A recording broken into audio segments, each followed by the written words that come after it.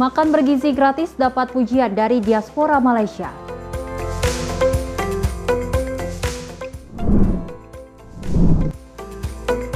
Pengumuman Idul Adha 2025.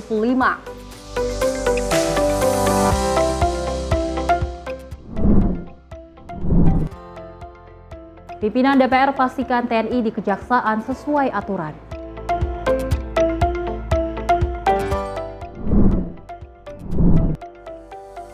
Aturan batas usia persyaratan kerja dihapus.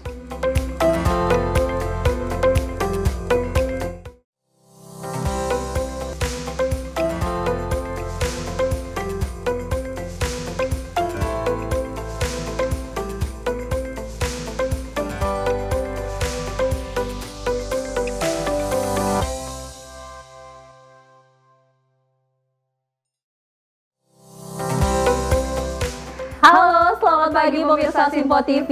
Tentu Luis dan pemirsa, selain 4 informasi utama tadi, kami akan menghadirkan informasi seputar dengan agenda dari Presiden Republik Indonesia Prabowo Subianto dan sejumlah kinerja dari Kabinet Merah Putih. Selain itu juga pemirsa, kami telah menyiapkan sejumlah informasi menarik lainnya tentunya seputar peristiwa. Bersama saya Luis Ayu dan saya Selis Regar, inilah Menyapa Pagi Simpo TV selengkapnya.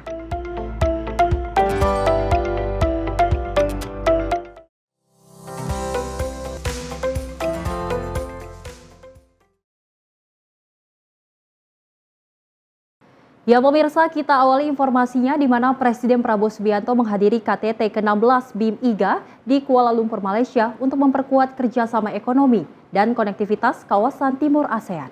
Kehadiran Indonesia menegaskan komitmen pada pembangunan wilayah timur seperti Kalimantan, Sulawesi, Maluku, dan Papua. Presiden RI Prabowo Subianto menghadiri KTT ke-16 BIM IGA di Kuala Lumpur Convention Center, Malaysia pada Selasa 27 Mei 2025.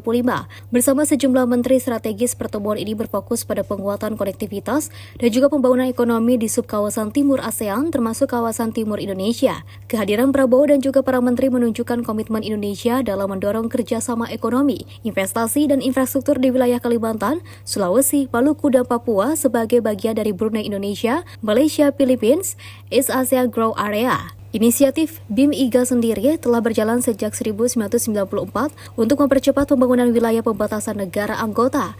Dalam forum tersebut, Presiden Filipina Ferdinand Marcos menyampaikan apresiasi atas konsistensi kerjasama BIM IGA sejak Vision 2025 disahkan.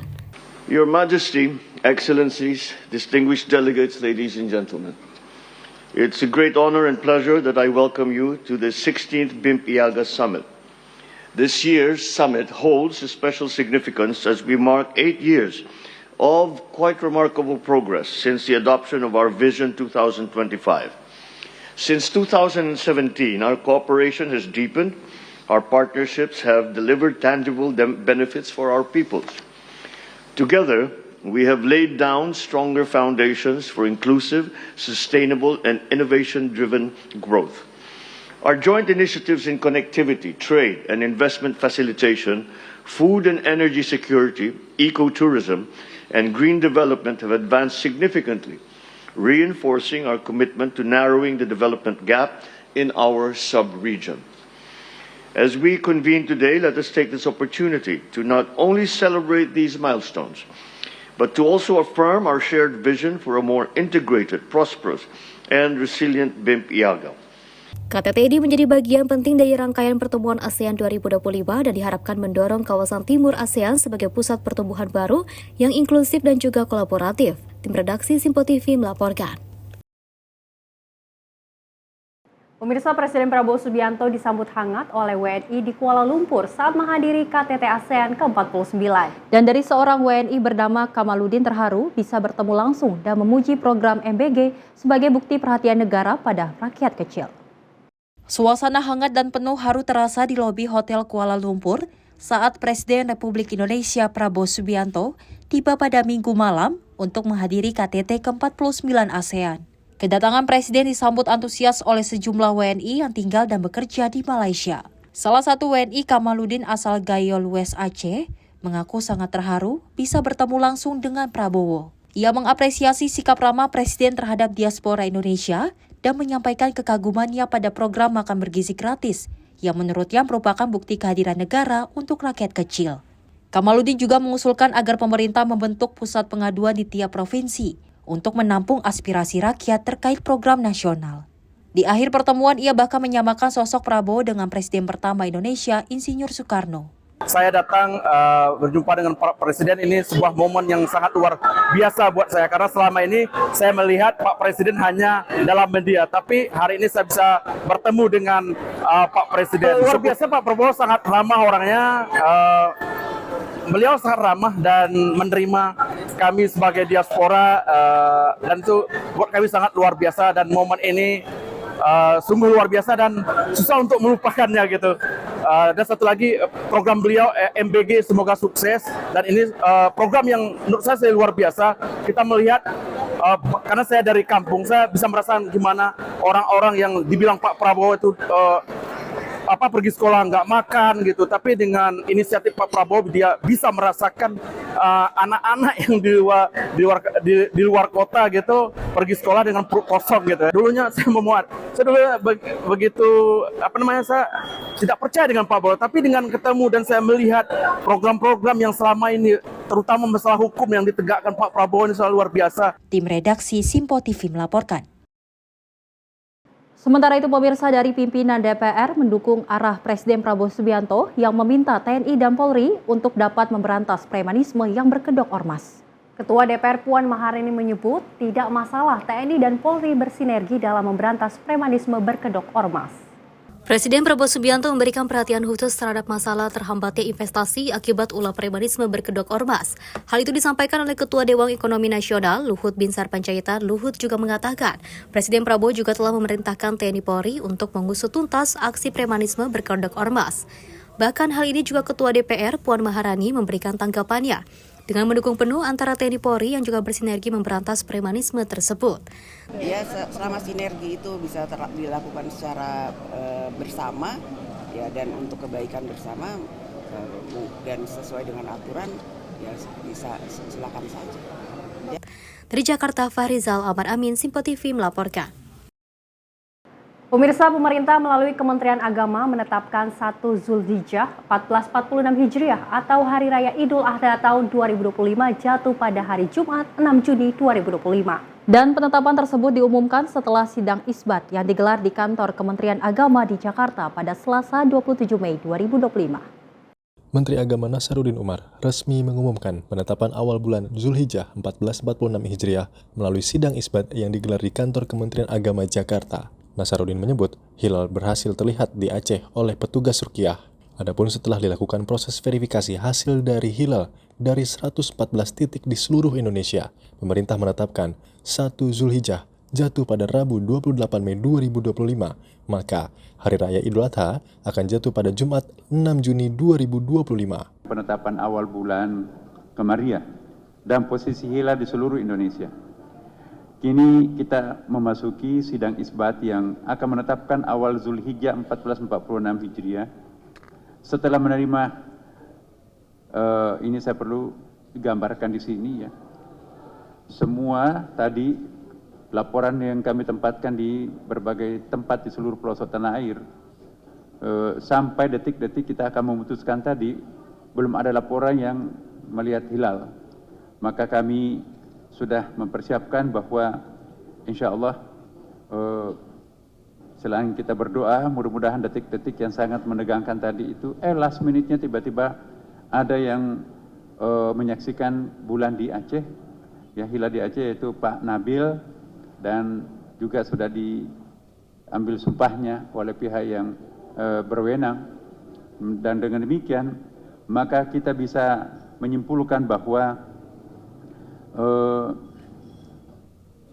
awal Zulhijjah 1446 Hijriah ini setelah menerima laporan dari para pelaku ru'yah dan berbagai titik tempat ru'yah hilal seluruh Indonesia, maka kita bisa menyimpulkan bahwa tanggal 1 Zulhijjah jatuh pada hari Rabu tanggal 28 Mei 2025, sehingga 10 Zulhijjah atau nanti Idul Adha bertepatan dengan hari Jumat tanggal 6 Juni 2025.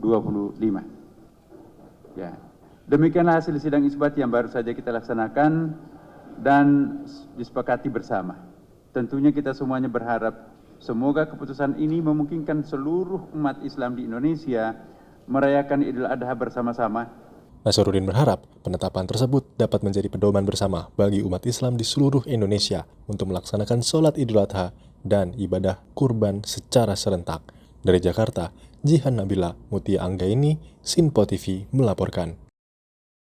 Dan pemirsa, ada informasi menarik di mana Presiden Republik Indonesia Prabowo Subianto akan menyembelih hewan kurban di beberapa tempat pada Hari Raya Idul Adha mendatang. Salah satu peternak sapi asal Kota Bogor mendapatkan kepercayaan serta amanah untuk menyediakan sapi kurban untuk Presiden Republik Indonesia Prabowo Subianto. Rasa syukur tak hentinya dipanjatkan peternak hewan kurban Cahyadi Ermawan, peternak sapi asal Kota Bogor. Peternakan sapi Mulia Farm yang dikelolanya menjadi salah satu peternakan yang mendapatkan kepercayaan serta amanah untuk menyediakan sapi kurban dari Presiden Republik Indonesia Prabowo Subianto. Sedangkan untuk waktu dan titik-titik penyaluran, pihaknya masih menunggu arahan lebih lanjut. Dalam menjaga kesehatan hewan kurban, Mulia Farm selalu berkomunikasi dengan Kementerian Pertanian dalam pemberian vitamin agar daya tahan tubuhnya bagus. Alhamdulillah untuk tahun ini, untuk Mulia Farm Bogor juga kami mendapatkan amanah, suatu anugerah ya, suatu kepercayaan yang luar biasa. Kami juga menjadi salah satu mendapat amanah untuk menyediakan sapi kurban untuk Bapak Presiden Republik Indonesia, Bapak Prabowo Subianto. Alhamdulillah, terima kasih atas kepercayaannya untuk nanti disalurkan untuk arahannya, untuk titik-titiknya di mana itu nanti menunggu arahan lebih lanjut. Tapi alhamdulillah, bagi kami peternak lokal ini adalah suatu kebanggaan. Kami sangat berterima kasih peternak-peternak rakyat dibeli sapinya gitu ya, diakomodir oleh beliau dan oleh jajarannya gitu, oleh pemerintah gitu. Jadi di tahun ini semoga menjadi tahun kebangkitan dan kami para peternak lokal yang ada di Jawa Barat khususnya siap untuk mensupport asta-citanya Bapak Presiden Prabowo Subianto, khususnya di bidang ketahanan pangan, dalam hal ini adalah swasembada sapi, swasembada daging sapi.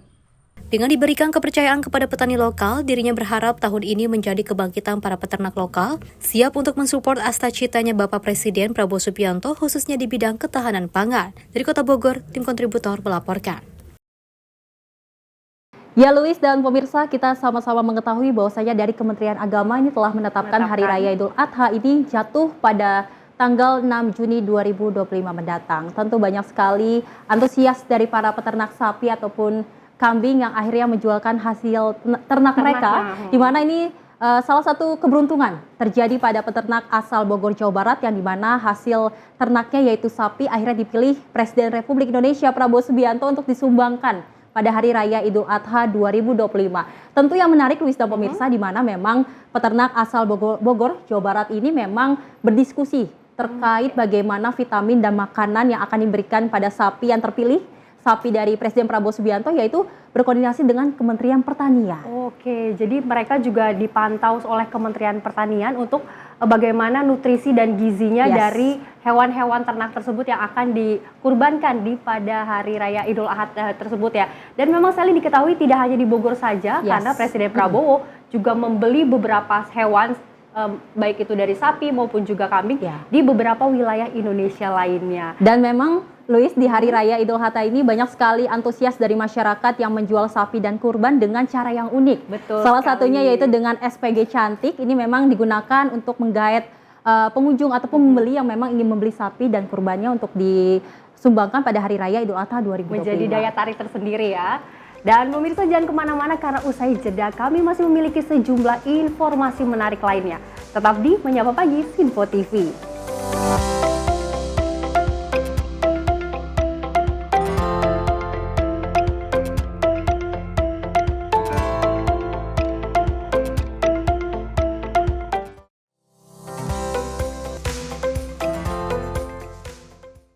Halo, selamat pagi pemirsa Sinpo TV. Selamat pagi Andi. Selamat pagi, Fen. Beragam informasi terbaru hadir menemani Anda sebelum memulai hari.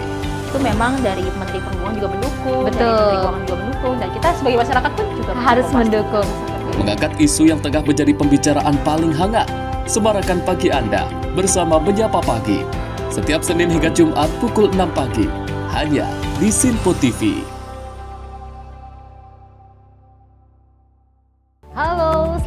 pemirsa, senang sekali rasanya kami mengisi ruang informasi Anda. Akhiri aktivitas Anda dengan rangkuman perkembangan peristiwa yang terjadi sepanjang hari. Sebelumnya kita saksikan ada sekitar 3.000 tamu undangan, sementara di Ibu Kota Nusantara ini ada sekitar 2.000 tamu undangan. Rangkaian informasi nasional dan mancanegara dirangkum sebagai penutup hari dalam Menyapa Malam. Setiap Senin hingga Jumat pukul 8 malam, hanya di Sinpo TV.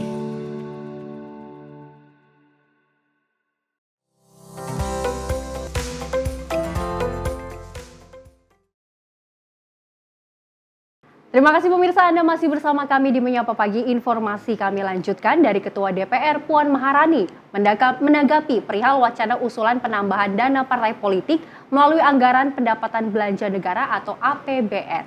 Dan Puan mengatakan hal tersebut perlu dikaji lebih dalam terkait cukup atau tidaknya APBN. Komisi Pemberantasan Korupsi mengusulkan agar partai politik diberikan dana tambahan dari anggaran pendapatan belanja negara atau APBN. Usulan tersebut sebagai bentuk upaya untuk mencegah adanya praktik korupsi. Merespon hal ini, Ketua DPR Puan Maharani mengapresiasi semangat usulan dari KPK yang berkeinginan tinggi dalam memberantas korupsi. Namun politisi PDI Perjuangan itu mengatakan bahwa usulan tersebut perlu dikaji lebih dalam lagi terkait cukup atau tidaknya APBN. Itu kan baru usulan, jadi perlu dikaji kembali. Yang pertama semangatnya itu kan supaya jangan mengurangi korupsi yang mungkin terjadi jangan sampai terjadi di partai politik. Jadi biaya yang besar di partai politik bisa tercukupi. Namun kan itu perlu dikaji kembali, dan apakah kemudian anggaran yang ada di APBN memang bisa cukup untuk membiayai hal tersebut. Itu dulu. Dari Jakarta, Farijal Ahmad Amin, Sinpo TV melaporkan.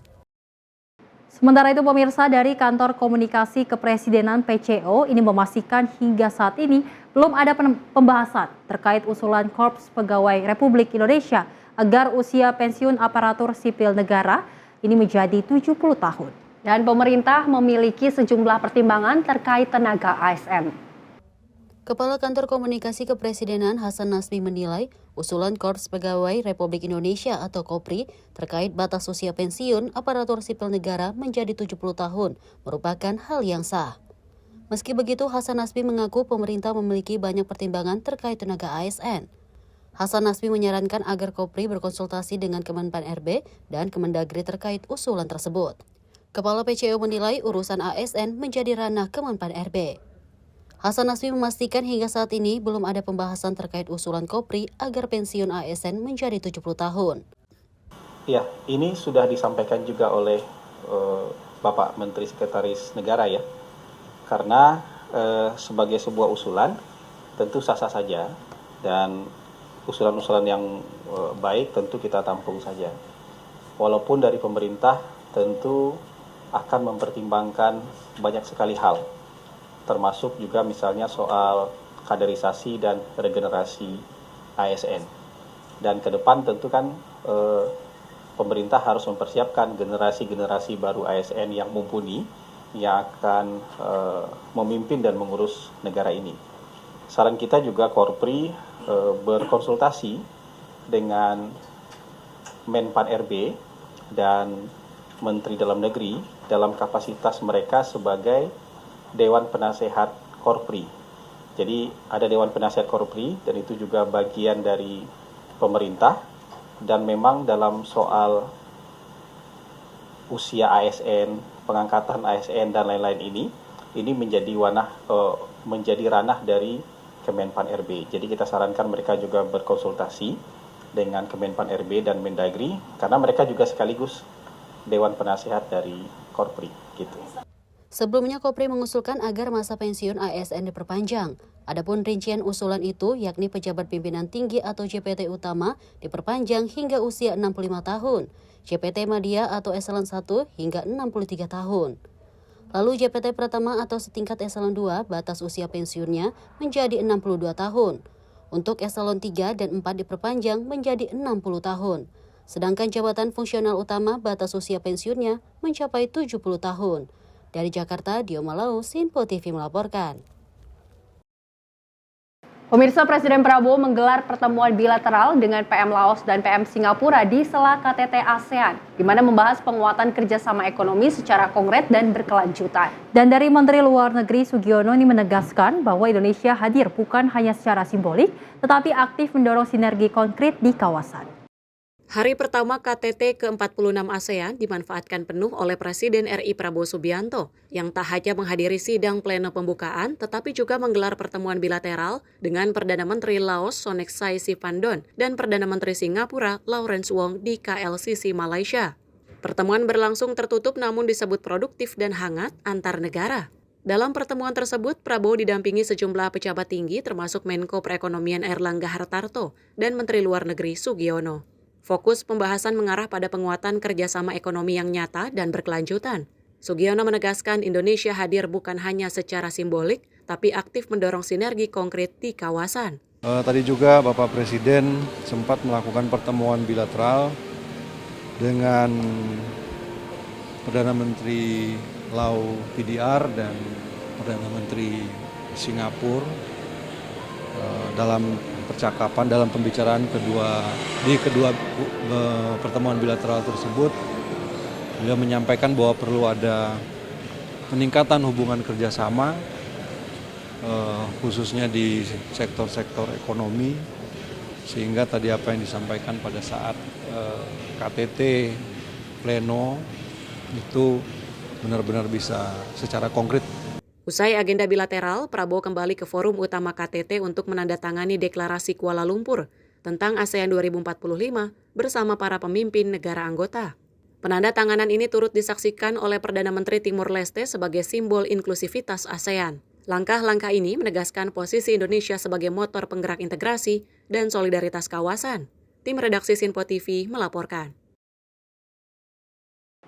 Luis dan pemirsa, memang di sela KTT ASEAN kemarin, Presiden Prabowo Subianto tentu bertemu dengan sejumlah pejabat negara lainnya. Memang ini membahas terkait dengan kerjasama ekonomi yang inklusif dan juga berkelanjutan. Tentunya kalau kita ketahui, Luis dan pemirsa, memang di pemerintahan Prabowo Subianto dan Gibran Rakabuming Raka ini menargetkan pertumbuhan ekonomi ada di angka 8%. Tentunya ini diwujudkan dengan segala program dari Prabowo Subianto dan Gibran Rakabuming Raka, salah satunya membuka investasi sebesar-besarnya. Di mana kita ketahui salah satu negara yaitu Arab Saudi telah melakukan investasi di Indonesia. Betul. Dengan kita lihat aksi nyata dari investasi yaitu adanya IKN, ini memang mewujudkan Indonesia Emas 2045. Betul sekali Sally dan juga pemirsa, bahwa kita mengetahui bersama dari awal Presiden Prabowo Subianto ini dilantik menjadi Presiden Republik Indonesia, kita melihat bersama bahwasanya Presiden Prabowo ini gencar melakukan pendekatan ke seluruh berbagai penjuru dunia untuk melakukan kerjasama, menawarkan kerjasama untuk Indonesia, tentunya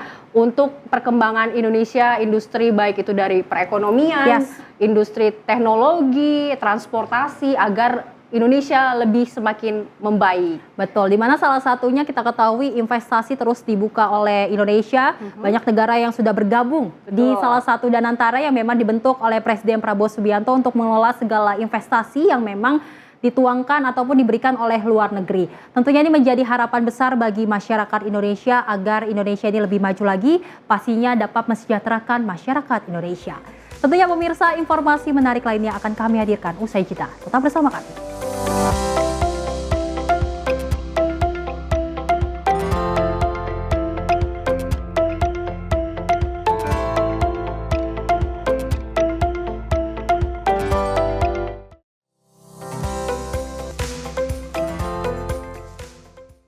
Halo pemirsa, kami kembali hadir dengan sejumlah informasi yang kami himpun dari berbagai penjuru dunia. Rangkaian informasi yang membuat akhir pekan Anda begitu bermakna. Sebuah kelompok di Afrika Selatan memberikan layanan pertunjukan film dengan tenaga surya. Berita yang menjadi sorotan media dari dalam dan luar negeri, kami hadirkan untuk menemani pekan Anda dalam Sinpo Dunia Sepekan, Sabtu dan Minggu pukul 9 pagi, hanya di Sinpo TV. Kami hadir dengan rangkaian informasi dari berbagai penjuru dunia. Topik dan isu yang tengah menjadi sorotan mancanegara dikemas dengan lengkap untuk Anda.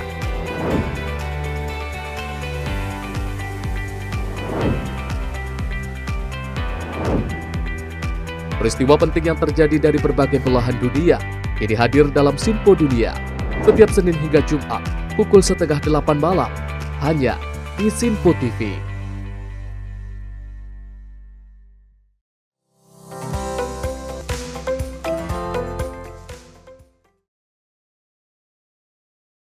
Terima kasih pemirsa, Anda masih menyaksikan Menyapa Pagi Sinpo TV dan kita lanjutkan informasinya. Di mana Dewan Perwakilan Rakyat menggelar sidang paripurna ke-19 masa persidangan 3 tahun 2024-2025 di Kompleks Parlemen Senayan, Jakarta pada Selasa pagi. Rapat paripurna kali ini beragendakan 4 yang dibahas, yakni salah satunya menyetujui pemain naturalisasi, serta pidato Ketua DPR Puan Maharani dalam menutup masa persidangan DPR. Dewan Perwakilan Rakyat menggelar sidang paripurna ke-19 masa persidangan 3 tahun 2024 hingga 2025 di Kompleks Parlemen Senayan, Jakarta pada Selasa pagi. Agenda paripurna ini merupakan sekaligus penutupan masa sidang sebelum para anggota DPR memasuki masa reses untuk kembali ke daerah pemilihannya masing-masing. Adapun sidang paripurna beragendakan 4 pembahasan, yakni dengan salah satunya menyetujui 4 pemain naturalisasi yang akan memperkuat timnas putri, serta pidato dari Ketua DPR Puan Maharani. Rapat dihadiri oleh Ketua DPR Puan Maharani beserta Wakil Ketua DPR Dasko, Cucun Ahmad Syamsurijal, Adis Kadir, dan Saan Mustopa. Acara rapat paripurna hari ini adalah 1. Persetujuan terhadap permohonan pertimbangan pemberian kewarganegaraan Republik Indonesia dilanjutkan dengan pengambilan keputusan. 2. Penyampaian laporan hasil pemeriksaan atas laporan keuangan pemerintah pusat LKPP tahun 2024 dan ikhtiar hasil pemeriksaan semester IHPS kedua tahun 2024 beserta laporan hasil pemeriksaannya oleh BPK RI.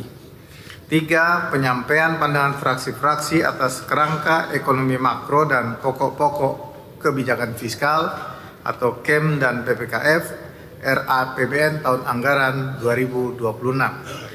4. Pidato Ketua DPR RI pada penutupan masa sidang ketiga tahun sidang 2024-2025. Dari Jakarta, Fahrizal Ahmad Amin, Sinpo TV melaporkan. Pemirsa, kita beralih ke informasi selanjutnya dari Kementerian Perlindungan Pekerja Migran Indonesia yang melakukan penandatanganan nota kesepahaman dengan Palang Merah Indonesia di Markas Pusat PMI Jakarta Selasa pagi. Kerjasama itu dilakukan pemirsa sebagai bentuk aksi nyata Kementerian P2MI untuk melindungi pekerja migran Indonesia di berbagai negara. Menteri Perlindungan Pekerja Migran Indonesia Abdul Qadir Karding mengatakan penandatanganan nota kesepahaman P2MI dengan Palang Merah Indonesia tersebut menjadi langkah awal kerjasama yang positif bagi pekerja imigran Indonesia untuk kedepannya.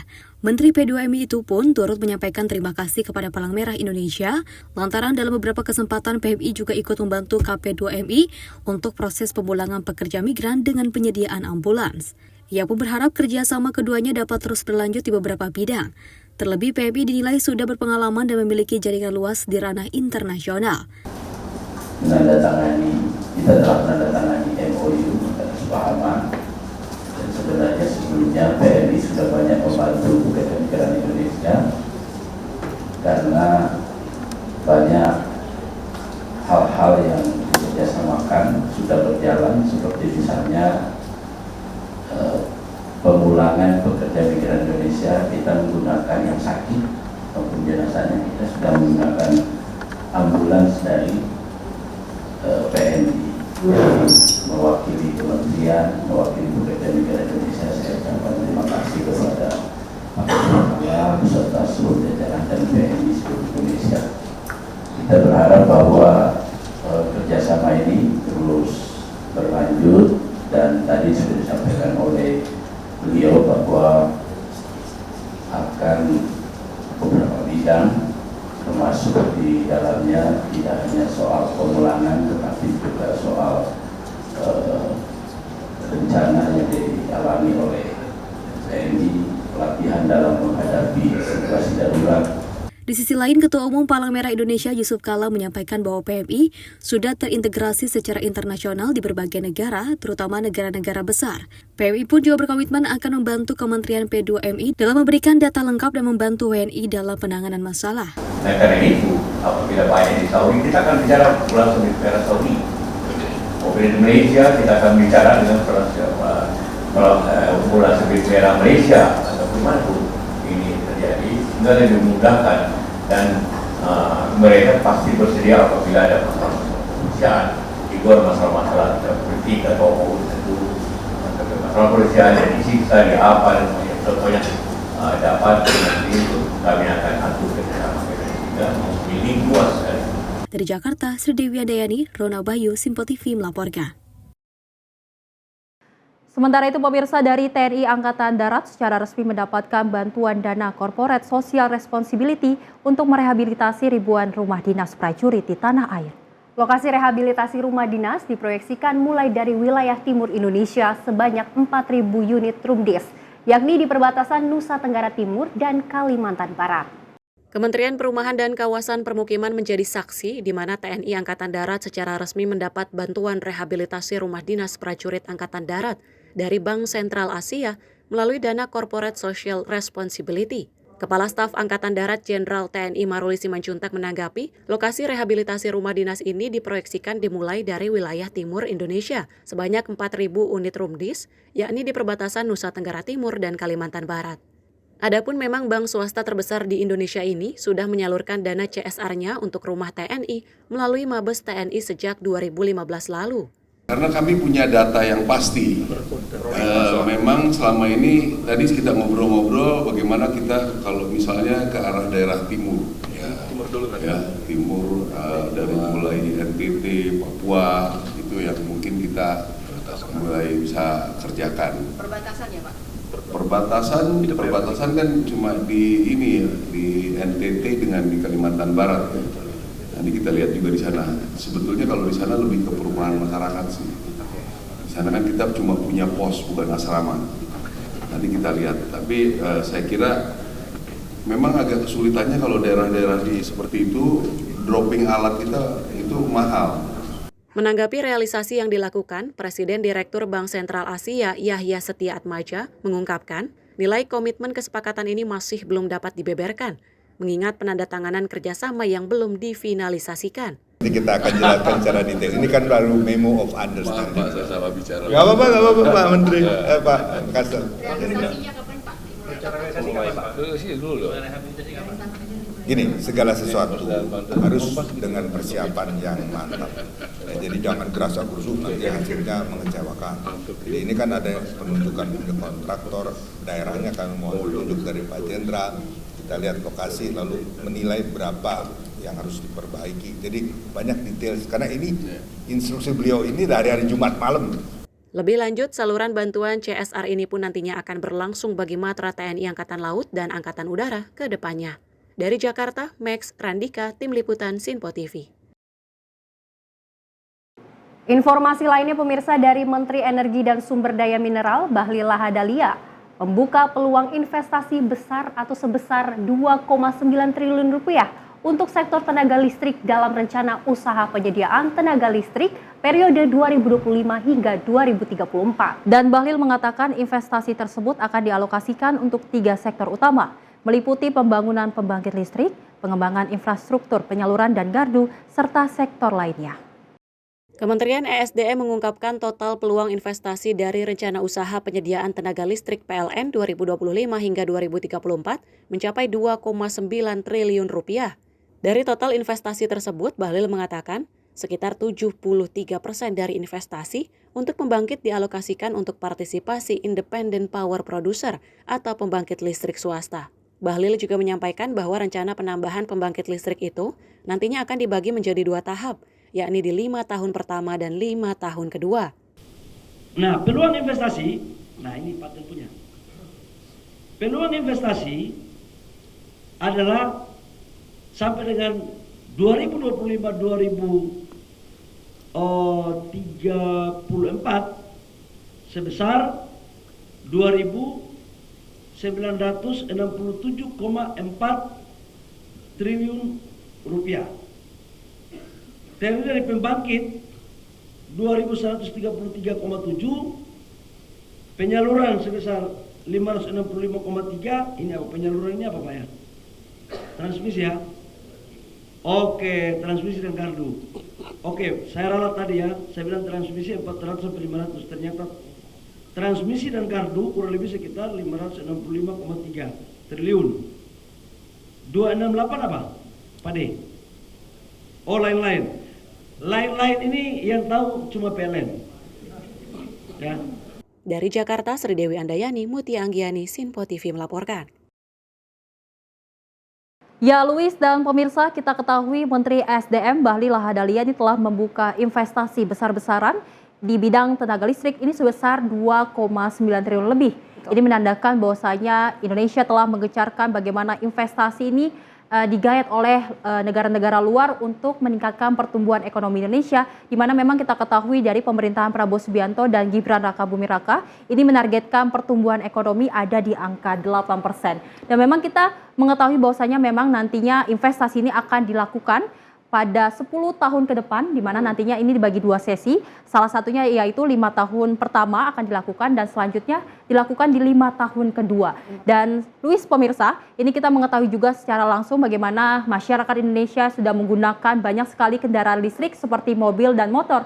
Dan salah satunya investasi ini akan dilakukan ataupun dibentuk untuk pembangunan pengisian kendaraan listrik yang akan memudahkan masyarakat Indonesia. Betul sekali, dan rencana implementasi dari usaha tenaga listrik ini sendiri ini akan memberikan dampak positif bagi masyarakat Indonesia khususnya di perekonomian.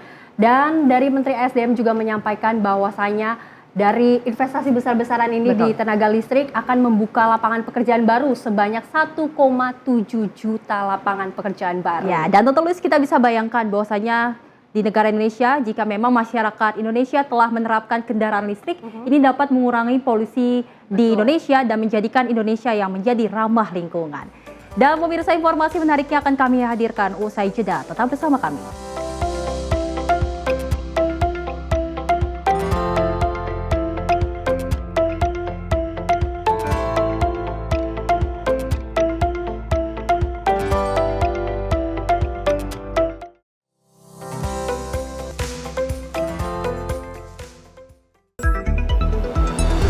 Jadilah yang pertama mengetahui perkembangan terkini seputar informasi dari lembaga parlemen. Punya data nasional, tidak ada satupun backup berarti kan? Tiba-tiba ada putusan yang nggak masuk akal dan seperti ini gitu. Kita biarkan rekomendasi kepada KPK, periksa! Kami hadirkan informasi paling akurat untuk mengawal setiap informasi dalam rapat komisi dan paripurna. Tentunya bersama saya Andi Rezaldi yang telah kami rangkum dalam program Sinpo Parlemen. Saya Arif Rifani. Saksikan Sinpo Parlemen setiap Sabtu pukul 6 pagi hanya di Sinpo TV. Pemirsa, Sinpo TV kembali hadir menemani Anda dengan berbagai informasi yang telah kami rangkum dalam sepekan. Sajian lengkap informasi sepekan kami hadirkan untuk Anda. Badan Legislasi DPR menemui masa unjuk rasa di depan gedung DPR RI Senayan, Jakarta. Menemani akhir pekan Anda bersama keluarga dengan rangkuman berita menyeluruh dalam Sinpo Sepekan setiap minggu pukul 6 pagi hanya di Sinpo TV.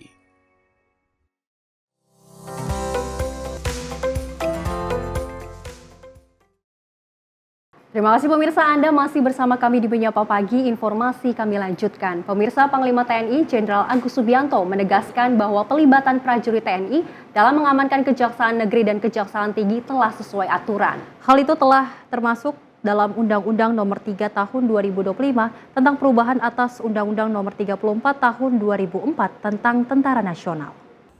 Panglima TNI Jenderal Agus Subianto mengungkapkan bahwa terlibatnya TNI dalam mengamankan kejaksaan telah sesuai aturan.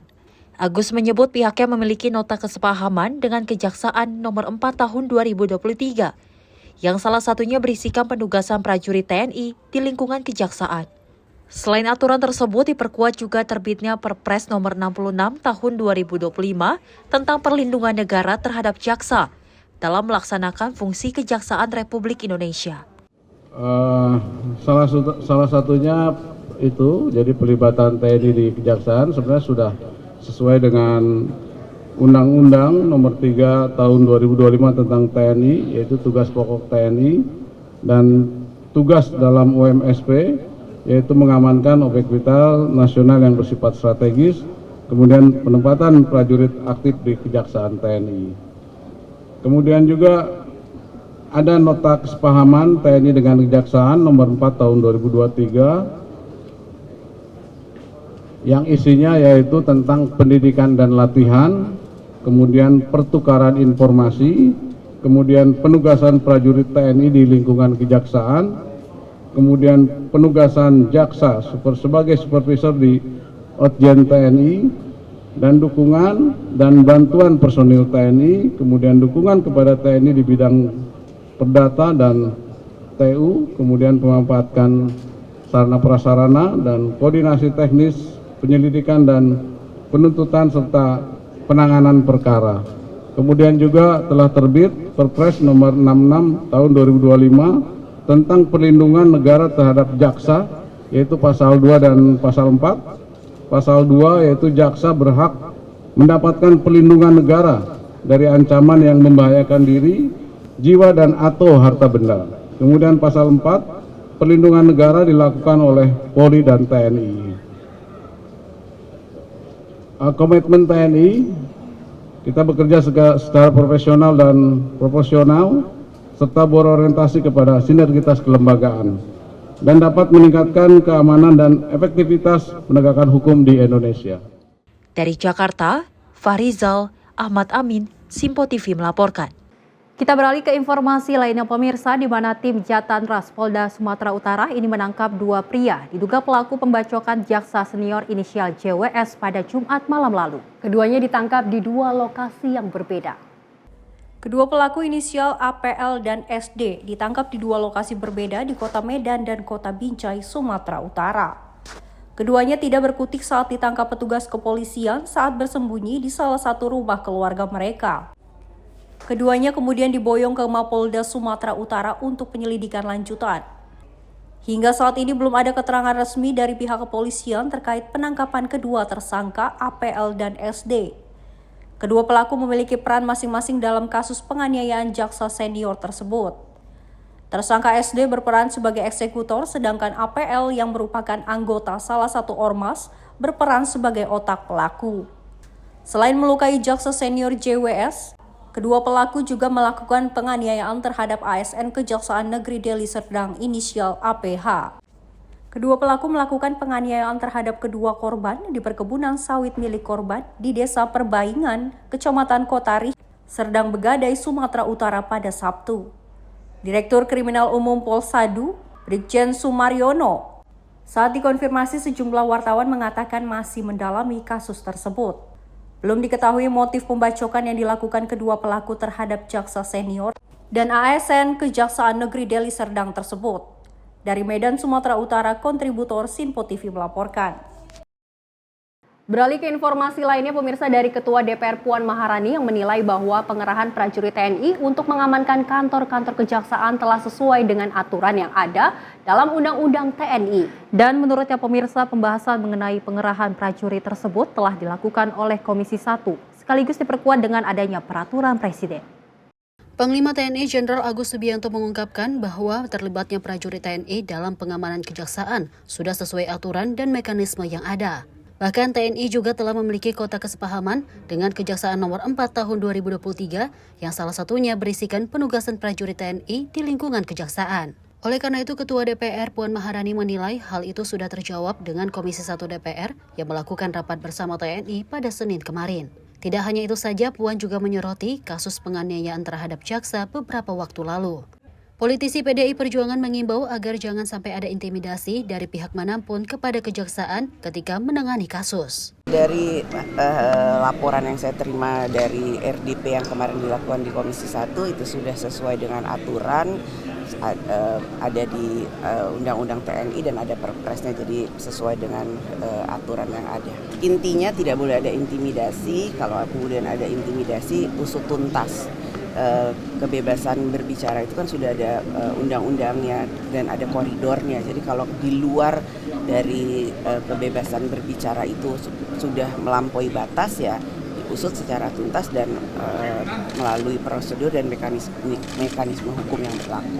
Dari Jakarta, Farizal Ahmad Amin, Simpo TV melaporkan. Ya, Seli dan juga pemirsa, dari pihak DPR, dari Ketua DPR langsung Puan Maharani ini sudah menyetujui bahwasanya tugas dan wewenang TNI dan juga Polri ini dalam melakukan pengamanan terhadap hak-hak dari keamanan dan kenyamanan tugas dari jaksa sendiri. Dan hal tersebut juga sudah tertuang dalam undang-undang, baik itu Undang-Undang Republik Indonesia dan juga undang-undang yang dirancang oleh TNI itu sendiri, Sally. Betul, dan memang respon dari Ketua DPR RI Puan Maharani ini juga mengatakan bahwasanya kasus yang terjadi pada seorang kejaksaan inisial JWS ini agar tidak terjadi lagi, di mana memang kita ketahui intimidasi terus dilakukan pada kejaksaan yang memang sedang menangani kasus penting yang ada di Indonesia. Dan kita ketahui nantinya Puan Maharani akan memanggil dari Kejaksaan, TNI, dan Komisi 1 untuk rapat kerja mengenai kasus ini supaya tidak terjadi lagi di Indonesia. Kita ketahui bahwasanya memang TNI, Polri, dan juga Kejaksaan sangat penting kerja nyata di Indonesia untuk menjaga wilayah Indonesia di jauh lebih baik lagi. Betul sekali. Tidak hanya menjaga keamanan dari masyarakat Indonesia saja, tapi seluruh stakeholder terkait ya, baik itu dari pimpinan tertinggi, masyarakat biasa, anggota DPR, siapapun, keamanan harus tetap diterapkan dan dijaga. Dan pemirsa, informasinya kita lanjutkan, di mana Kementerian Agama ini melantik 71.336 pegawai pemerintah dengan perjanjian kerja P3K di tahap pertama formasi 2024. 5 titik lokasi pelantikan juga digelar serentak di 5 negara. Dari total 89.781 P3K yang ditetapkan Menteri Pendayagunaan Aparatur Sipil Negara dan Reformasi Birokrasi, ada 71.409 pegawai dinyatakan lulus. Namun beberapa nama calon P3K mengundurkan diri, dianggap mengundurkan diri karena tidak mengisi daftar riwayat hidup dan meninggal dunia.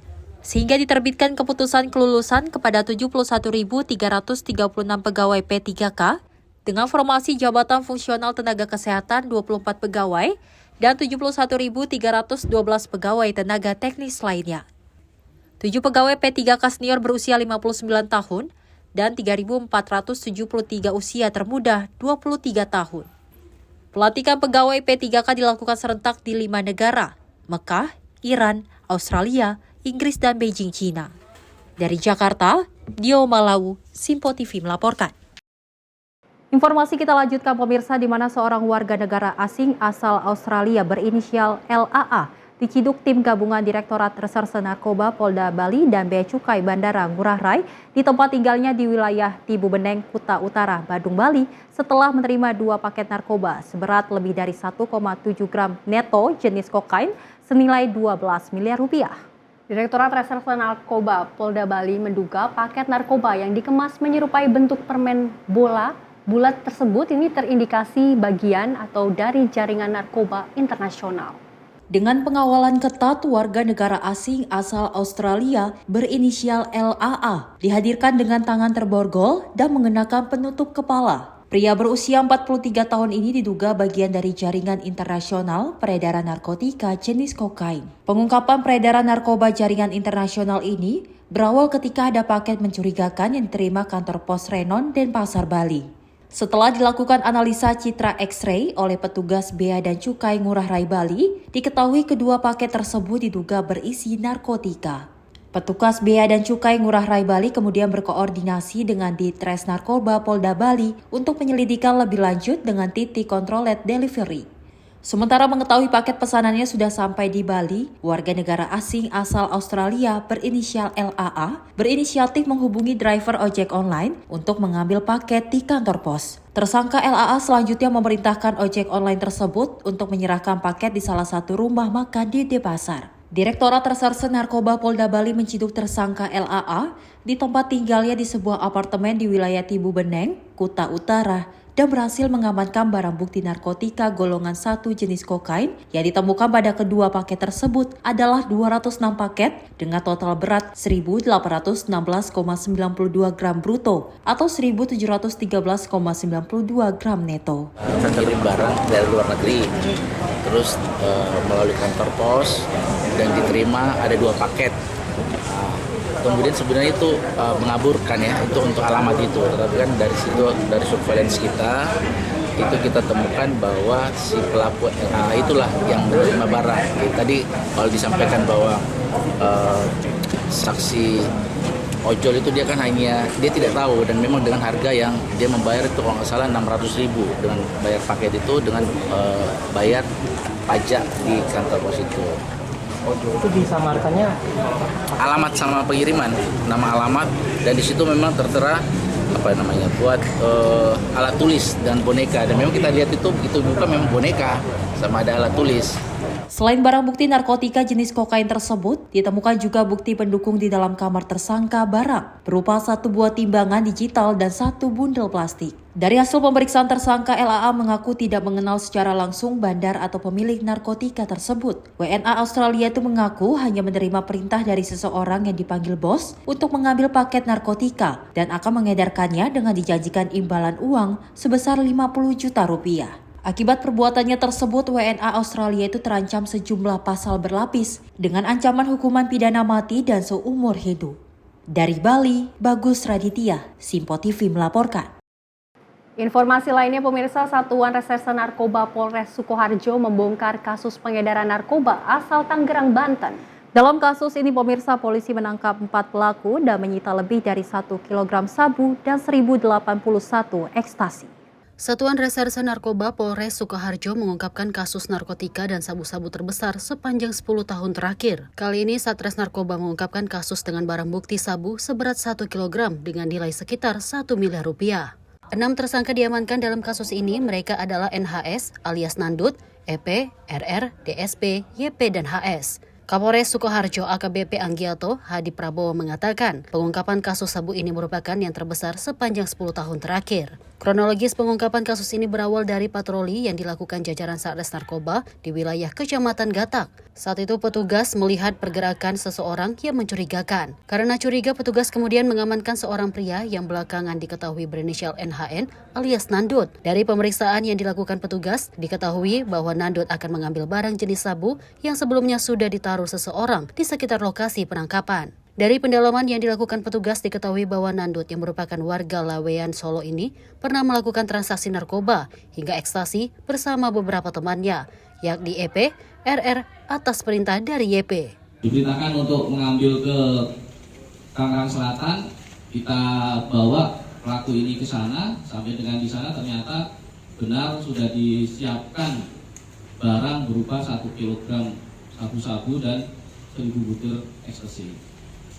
Jadi kalau kita saat itu tidak mengembangkan sampai ke sana, kita bisa mengamankan di sini. Kemungkinan 1 kilo itu akan beredar di wilayah Solo dan sampai dengan Jogja.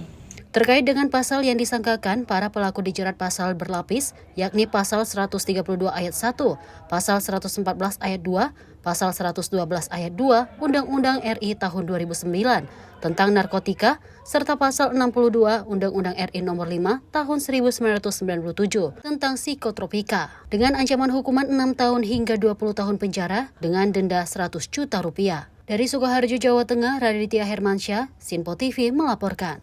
Sementara itu pemirsa, 2 pengedar ganja lintas negara dibekuk Satuan Narkoba Polresta Jayapura Kota.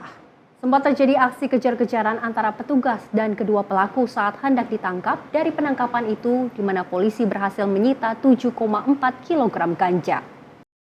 Dalam video terlihat 2 orang pengedar ganja menggunakan sepeda motor melaju kencang saat hendak ditangkap hingga nekat berlawanan arah. Kedua pelaku nekat melarikan diri dari kejaran petugas saat hendak ditangkap.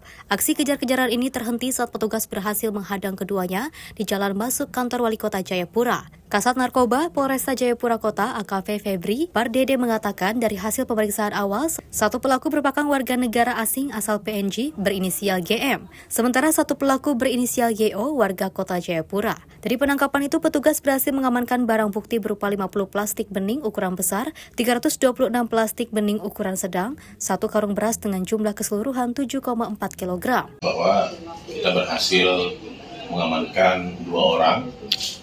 2 orang ini, 1 warga negara PNG, 1 warga Indonesia yang membawa ganja, di mana TKP penangkapannya itu di Tanjakan ke arah kantor Wali Kota. Sempat melaksanakan kejar-kejaran sebenarnya, namun kita berhasil menghadang mereka di Tanjakan Wali Kota. Kemudian ada pun tadi dari pemeriksaan awal untuk jumlah BB total sekitar 7,4 kg dengan total 50 plastik besar, 1 plastik beras, dan 326 plastik sedang berisi ganja. Ya, tetap kita akan laksanakan penyidikan lanjutan. Kita juga akan cari tahu ini barang mau kemana, barang juga diambil dari mana, dan kapan sebenarnya mereka sudah ada di sini. Barang bukti dan 2 pelaku kini telah diamankan di Mako Polresta Jayapura Kota untuk proses penyelidikan dan juga penyidikan lebih lanjut. Dari Jayapura, Papua, tim kontributor Simpo TV melaporkan. Pemirsa, Badan Narkotika Nasional bersama tim gabungan dari TNI Angkatan Laut dan Bea Cukai berhasil menggagalkan penyelundupan narkotika jenis sabu seberat 2 ton di perairan Tanjung Balai Karimun, Batam, Kepulauan Riau. Dalam operasi tersebut, pemirsa, petugas menyita barang bukti dari kapal KMMT Sea Dragon Tarawa. Dalam penggerbekan tersebut, petugas menemukan lebih dari 60 kotak kardus berisi 2.000 bungkus narkotika jenis sabu yang disimpan di lambung kapal. 2 ton sabu-sabu diselundupkan di kapal motor MT Sea Dragon Tarawa lewat perairan Batam, Kepulauan Riau berhasil digagalkan. Kepala BNN Komjen Pol Martinus Hukom dalam konferensi pers di Batam pada Senin 26 Mei mengungkapkan berdasarkan data kasus narkotika bahwa hasil pengungkapan kasus penyelundupan narkotika jenis sabu seberat kurang lebih 2 ton ini merupakan pengungkapan terbesar dalam sejarah pemberantasan narkotika di Indonesia. Kapal tersebut kemudian dibawa ke dermaga Bea Cukai Tanjung Ucang, Batam untuk pemeriksaan lebih lanjut. Martinus menjelaskan bahwa pengungkapan kasus ini memerlukan waktu 5 bulan untuk melakukan analisis, penyelidikan, sampai penangkapan. Petugas pun melakukan operasi penangkapan membawa kapal tersebut ke pelabuhan Tanjung Ucang, Kepulauan Riau. Saat penggeledahan kapal tersebut, petugas pun menemukan barang bukti narkoba di area mesin kapal dan kompartemen depan. Selain barang bukti, petugas juga berhasil menangkap 6 orang yang diduga terlibat dalam penyelundupan ini. 2 diantaranya merupakan warga negara Thailand, sementara 4 lainnya merupakan warga negara Indonesia. Mengidentifikasi kapal yang dimaksud yaitu kapal Sea Dragon Tarawa yang berada di samping kita hari ini. Pada tanggal 20 Mei 2000 beberapa negara, antara lain Indonesia, Malaysia, dan Filipina. Pada tanggal 2 Mei 2025, sekitar pukul 23.00 WIB, dan kapal BC 20007 dan didukung itu KRI Surik 645 dan KRI Silea 858, dan juga didukung dari Polda Kepulauan Riau serta BAIS TNI bersama-sama melakukan operasi penindakan terhadap kapal tersebut. Pada saat melalui dermaga Bea Cukai di Pelabuhan Tanjung Ucang untuk dilakukan penggeledahan isi muatan dan pemeriksaan awak kapal. Pada saat dilakukan penggeledahan, petugas gabungan menemukan 67 kardus yang berisi 2.000 bungkus narkotika jenis sabu seberat kurang lebih 2 ton atau 2.115.130 gram yang dibungkus dengan kemasan khas yang lazim digunakan sindikat jaringan narkotika Golden Triangle. Barang bukti tersebut disembunyikan di kompartemen samping mesin kapal dan kompartemen bagian depan kapal. Martinus menuturkan pengungkapan kasus penyelundupan narkotika kali ini merupakan bukti nyata kolaborasi antar instansi dapat memberikan hasil luar biasa dalam upaya pemberantasan narkotika guna melindungi bangsa dari ancaman narkoba. Tim Liputan Redaksi Simpo TV melaporkan. Ya, Luis dan pemirsa, kita sama-sama mengetahui bahwasanya BNN kembali mengungkapkan kasus penyelundupan narkotika jenis sabu seberat 2 ton, di mana ini diungkapkan di perairan Kepulauan Riau, Luis. Betul sekali, Sally, dan ini merupakan kasus terbesar di Indonesia yang kedua, di mana sebelumnya juga terjadi kurun waktu dari 7 hari, tepatnya tanggal 13 Mei lalu, dan pengungkapan penemuan penyelundupan sabu ini juga sama di perairan Kepulauan Riau, Sally. Dan Luis, untuk mengungkapkan ataupun berdiskusi lebih dalam, kita sudah terhubung bersama Kepala Badan Narkotika Nasional, Bapak Komjen Pol Martinus Hukom. Selamat pagi, Pak Martinus. Selamat pagi. Selamat pagi. Terima kasih, Pak, sudah pemirsa berkenan. Simpo TV. Yap. Sebelumnya terima kasih Bapak sudah berkenan untuk meluangkan waktunya untuk berdiskusi bersama kami di Menyapa Pagi Simpo TV. Pak Martinus, ini mungkin menjadi kabar yang cukup gembira untuk masyarakat Indonesia di mana akhirnya pemerintah dalam hal ini BNN bekerja sama dengan Bea Cukai dan TNI Angkatan Laut ini berhasil mengungkapkan kasus penyelundupan narkotika jenis sabu seberat 2 ton. Dan ini mungkin menjadi di satu sisi Pak Martinus ini menjadi salah satu keresahan juga di masyarakat ataupun pemerintahan sendiri, di mana ini kasus yang Bapak bisa sebutkan adalah kasus pengungkapan yang terbesar sepanjang sejarah Republik Indonesia. Dari Pak Martinus sendiri, apakah memang ada pembedanya antara kasus ini dengan kasus sebelum-sebelumnya, Pak? Karena Bapak sendiri mengungkapkan bahwasanya ini adalah kasus yang terbesar sepanjang Republik Indonesia. Ya, dari data yang kita miliki, pengungkapan tahun per tahun, biasanya kita melakukan pendeteksian terhadap kasus-kasus yang pertama itu biasa dalam jumlah yang besar itu datang dari Afghanistan melalui pantai Iran dengan perahu-perahu nelayan tradisional Iran masuk ke Indonesia. Dan itu jumlahnya kurang lebih tidak lebih dari 1,5 ton. Paling tinggi itu pernah Bareskrim Polri menangkap 1,6 ton kalau tidak salah. Lalu kemudian sudah sekian lama kita fokus hanya karena kapal-kapal, seringnya penangkapan terhadap kapal-kapal Iran ini akhirnya mulailah mereka jarang untuk memasukkan barang lewat kapal. Tapi hari ini kita sedang berhadapan dengan sindikat narkoba yang berasal dari Golden Triangle yang produksinya yaitu di daerah atau wilayah Myanmar. Dan biasanya kita melakukan penangkapan di laut itu dengan menggunakan kapal-kapal tradisional yang sangat kecil, perahu-perahu nelayan. Itu tidak lebih dari 200 kilo, bahkan lebih banyak kita menangkap 30-40 kilo. Itu dalam hampir setiap bulan BNN, Polda Aceh menangkap kasus-kasus kecil tersebut. Lalu kemudian tanggal 13 Mei yang lalu, Angkatan Laut juga menangkap sebesar hampir 2 ton juga, tapi untuk amfetamin yaitu sabu itu hanya 700 kg, kemudian sisanya ketamin 1,2 ton. Dan kalau dikalkulasikan dengan jumlah yang kita tangkap sekarang, 2 ton amfetamin atau metamfetamin bukan amfetamin, metamfetamin atau sabu itu sebanyak 2 ton. Kalau brutonya 2.115.130 gram, artinya 2,115 kilogram itu brutonya. Dan saya pada prinsipnya begini, bukan masalah berapa jumlah yang kita tangkap dibandingkan dengan yang sebelum-sebelumnya. Tapi ini bagi kami, BNN Republik Indonesia dan jajaran, dan bahkan saya mengatakan bahwa bagi negara kita ini merupakan suatu ancaman, suatu darurat narkoba.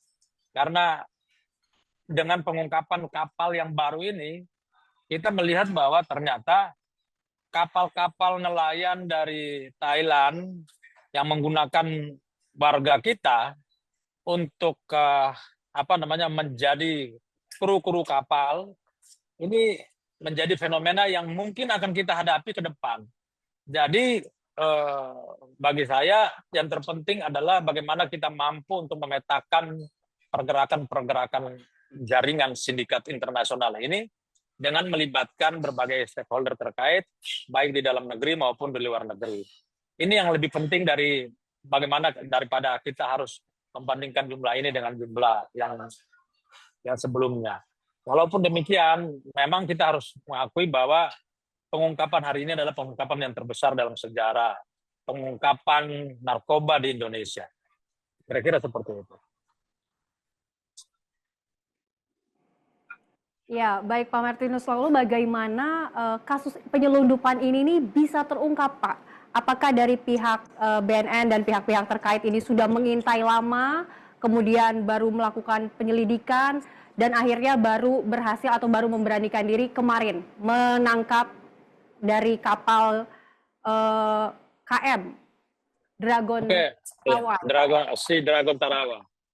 Ya, jadi ingin saya jelaskan bahwa selama saya menjadi kepala BNN sudah hampir 1,5 tahun ini, saya mencoba untuk betul-betul mendalami, memahami betul karakteristik dari perdagangan narkoba secara global. Lalu kita hubungkan juga dengan kondisi geografis Indonesia, budaya para masyarakat di perbatasan, kemudian potensi-potensi Indonesia sebagai pasar narkoba, lalu kita mencoba untuk melakukan suatu analisis intelijen secara komprehensif berbasis kepada hal-hal yang tadi saya sebutkan tadi. Dengan melakukan analisis intelijen, maka kemudian saya berpikir begini, bahwa menangani narkoba di Indonesia kita tidak boleh hanya bermain dalam negeri. Kita harus meloncat keluar, bertemu dan berkoordinasi dengan seluruh counterpart yang ada di Asia Tenggara.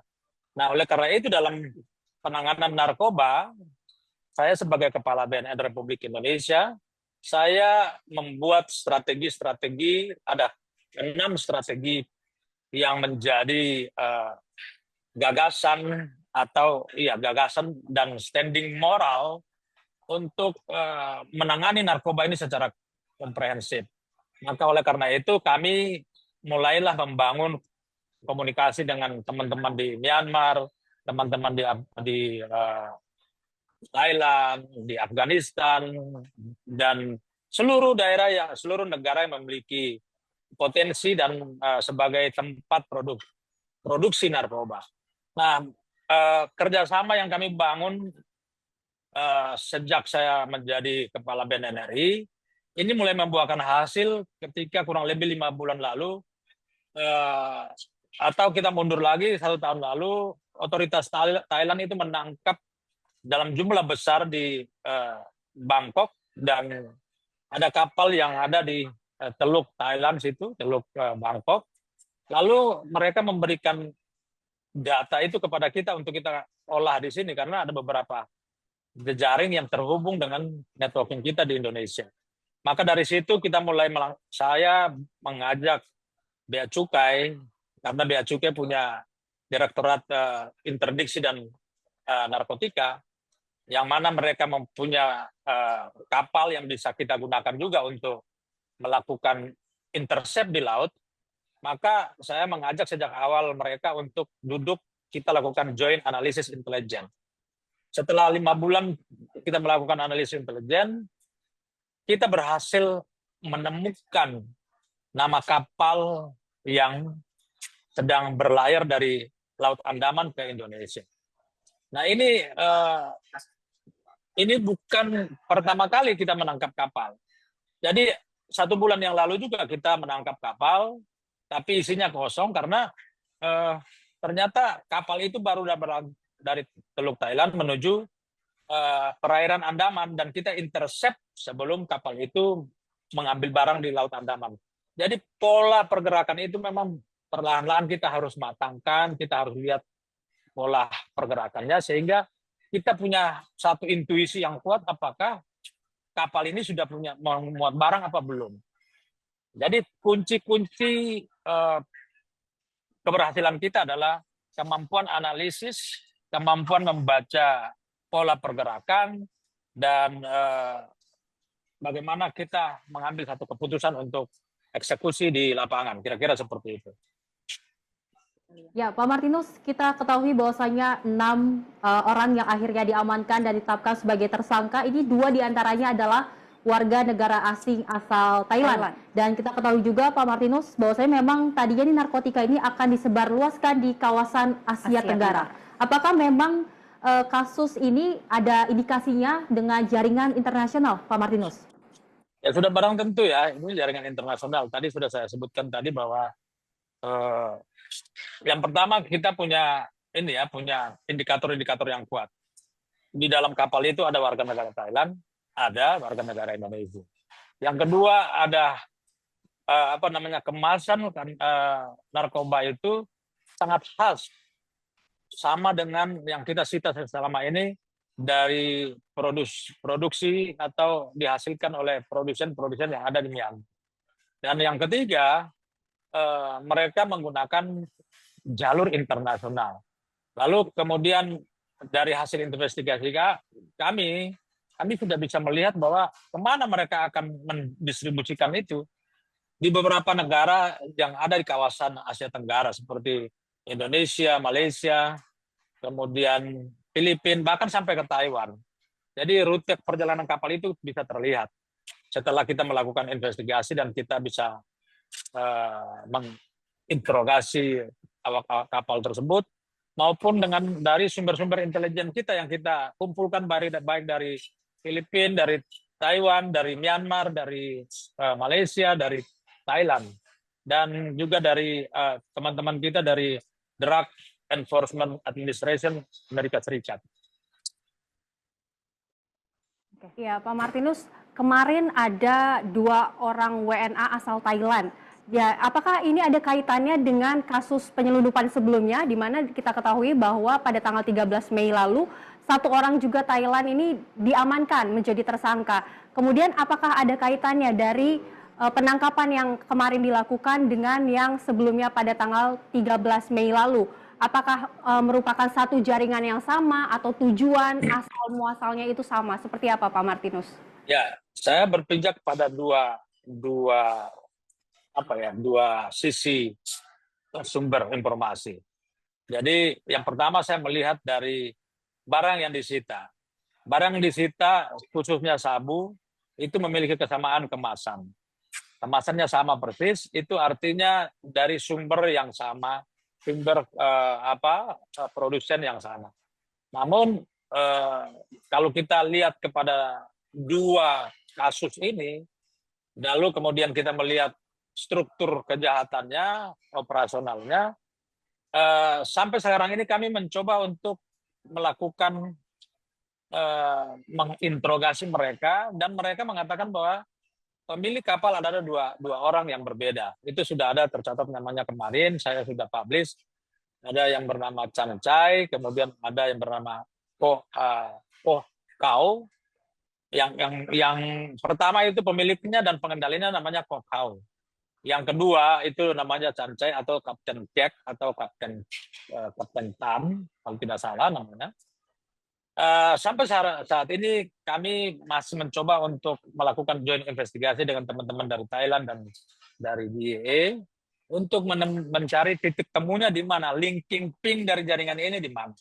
Jadi saya belum bisa menjawab dari hasil investigasi, tapi dari hasil kesan yang kita lihat pertama dari barang yang kita temukan, itu indikasi kuat bahwa datang dari satu produsen yang sama, dan kita sedang melakukan pemeriksaan laboratorium untuk melihat kesamaan atau perbedaan drug signature, yaitu sistem kimia atau komponen-komponen kimia yang ada di dalam kedua kasus, yang ada di dalam narkoba yang disita dari 2 kasus ini.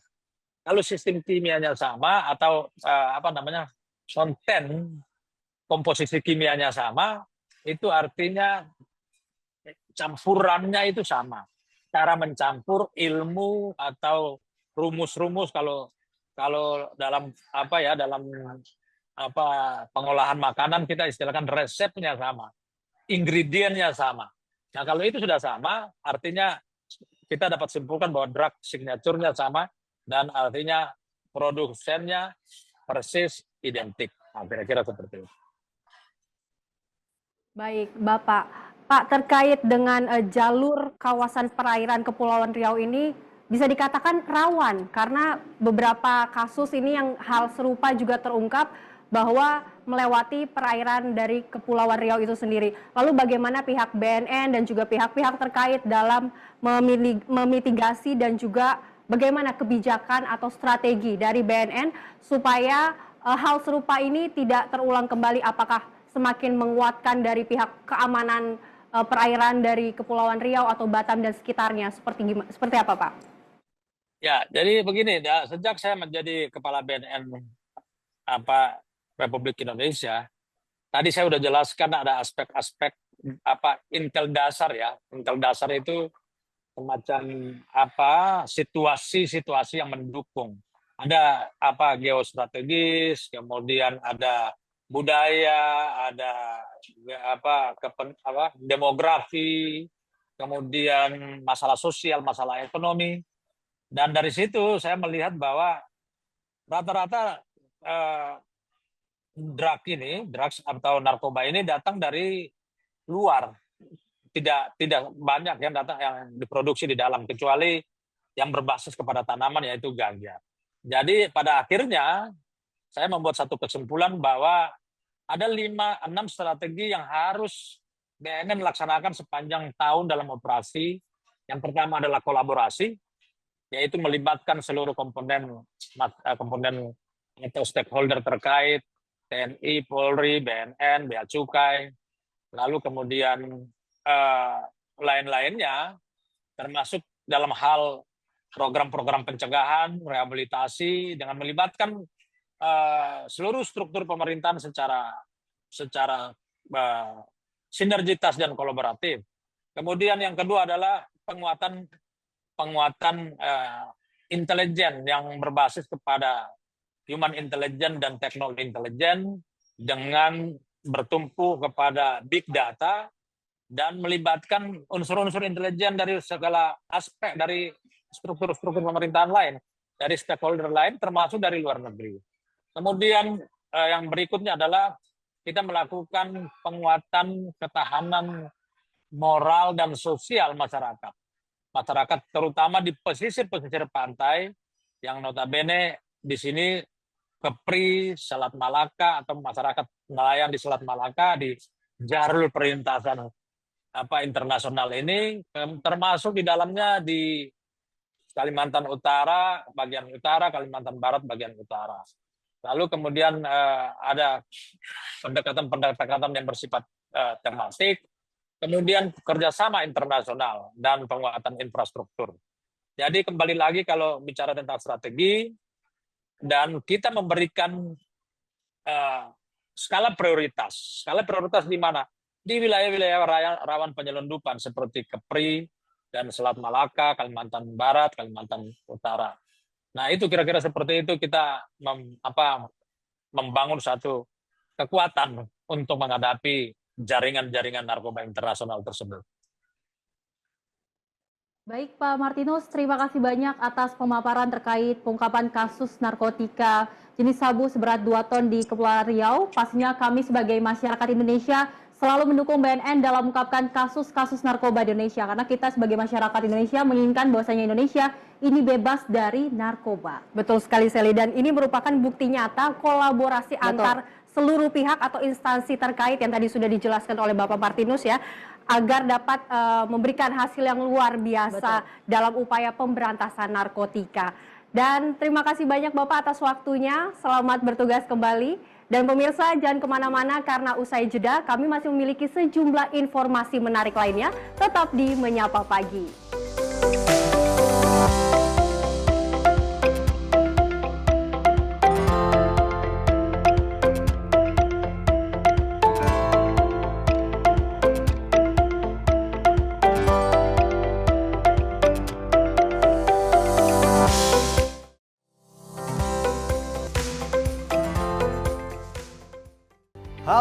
Selamat pagi pemirsa Simpo TV, selamat pagi Andi. Selamat pagi Fen. Beragam informasi terbaru hadir menemani Anda sebelum memulai hari.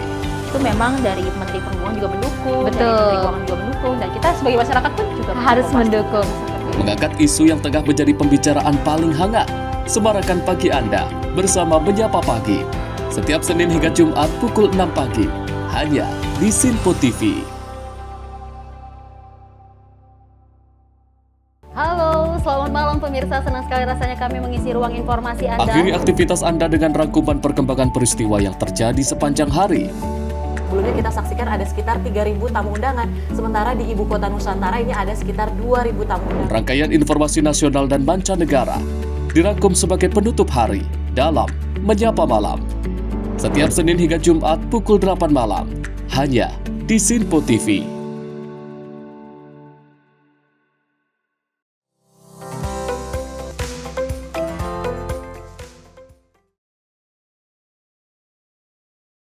Selamat pagi pemirsa, Anda masih menyaksikan Menyapa Pagi Sinpo TV dan kita lanjutkan informasinya terkait dengan kinerja dari salah satu kabinet merah putih, di mana Kementerian Perlindungan Pekerja Migran Indonesia berencana membuka sekolah vokasi terpadu untuk meningkatkan mutu pekerja migran. Selain itu, Menteri Perlindungan Pekerja Migran Indonesia Abdul Qadir Karding juga menyampaikan perihal program Desa Migran Emas yang nantinya akan bekerja sama dengan desa-desa yang menjadi kantong pekerja migran. Menteri P2MI Abdul Qadir Karding menjelaskan mengenai program sekolah vokasi terpadu yang akan digunakan untuk melatih skill atau kemampuan para calon pekerja migran. Dengan adanya program sekolah vokasi tersebut, para calon pekerja migran nantinya dapat mengasah dan juga meningkatkan keterampilan mereka dalam jenis pekerjaan dan juga kemampuan berbahasa asing mereka hingga mendapatkan sertifikasi. Jadi kalau sekolah vokasi terintegrasi itu maksudnya gini. Jadi kita melatih orang tidak hanya skill saja, tapi di situ juga ada bahasa, sertifikasinya langsung di situ. Kalau memungkinkan soal OPP-nya, OPP itu materi soal orientasi prapeberangkatan itu kita tarik di vokasi sehingga pelatihan soal nasionalisme, soal literasi keuangan itu juga masuk dalam situ. Kalau di Desa Migran Emas itu adalah desa yang kita susun dengan kualifikasi tertentu. Apa kualifikasinya? Dia pemerintahannya itu aware terhadap pekerja migran. Ada relawan pekerja migran Indonesia, ada perdes di sana tentang pekerja migran Indonesia. Ada kebijakan keuangan maupun kebijakan lain yang fokus pada pekerja migran Indonesia. Jadi akan ketat kualifikasinya sehingga desa itu akan menjadi desa-desa kantong pekerja migran yang terkelola. Selain itu, program Desa Migran Emas juga turut digencarkan oleh KP2MI yang rencananya akan membuka pos pelayanan perlindungan pekerja migran Indonesia di Jember, Jawa Timur. Dari Jakarta, Sri Dewi Adayani, Rona Bayu, Sinpo TV melaporkan. Sementara itu, pemirsa, PPIH Arab Saudi menyediakan layanan kursi roda dan akomodasi khusus bagi jemaah lansia dan penyandang disabilitas selama ibadah haji dan umroh. Jemaah dapat mengakses layanan ini dengan melapor melalui petugas kloter dan sektor, serta memprioritaskan ibadah wajib menjelang Ar-Musnah. PPIH Arab Saudi menyediakan layanan kursi roda bagi jemaah lansia dan penyandang disabilitas yang ingin melaksanakan umroh di Masjidil Haram. Jemaah dapat mengakses layanan ini dengan melapor melalui ketua kloter hingga kepala dakar dan tarif layanan resmi mulai dari 100 hingga 250 SAR. Titik kumpul layanan berada di Terminal Jabal Kakbah dan juga Ship Amir. Kepala Bidang Layanan Lansia, Disabilitas dan PKP2JH, Sufianto menyampaikan, selain di Masjidil Haram, inovasi layanan juga diterapkan di Masjid Nabawi untuk ibadah di Raudah. Dengan sistem kartu kendali agar jemaah lansia dan disabilitas mendapat pelayanan khusus.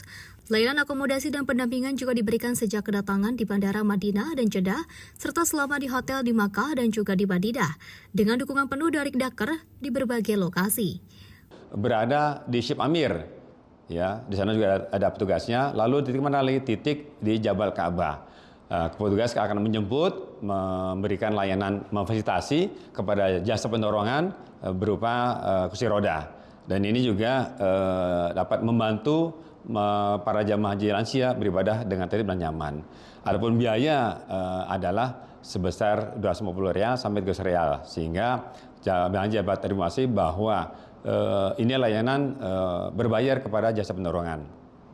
Berikutnya, jamaah haji juga dapat menggunakan kursi roda yang ada di sektor, dan ini dapat digunakan secara gratis, ya, kursi roda yang berada di sektor. Silakan gunakan, ya, lalu dikembalikan setelah dipakai. Itu informasi yang dapat kami sampaikan kepada jamaah haji lansia, terutama dapat menggunakan fasilitas kursi roda yang ada di sektor. Himbauan kami sampaikan kepada seluruh jamaah haji yang ada di Tanah Suci, para jamaah haji khususnya lansia dan disabilitas, agar senantiasa mendahulukan ibadah wajibnya dibandingkan ibadah sunnahnya. Ya, mengingat kondisi cuaca yang saat ini sangat panas, tentunya kami berharap jemaah haji lansia dan disabilitas tidak banyak beraktivitas di luar ruangan. Menjelang ibadah Ar-Muznah, Sufianto mengimbau jemaah lansia dan disabilitas agar memprioritaskan ibadah wajib dan juga mempersiapkan diri dengan baik. Berdasarkan data Siskohat, terdapat 47.384 jemaah lansia dengan usia antara 65 hingga 100 tahun ke atas yang menerima layanan khusus ini. Tim redaksi Simpo TV melaporkan.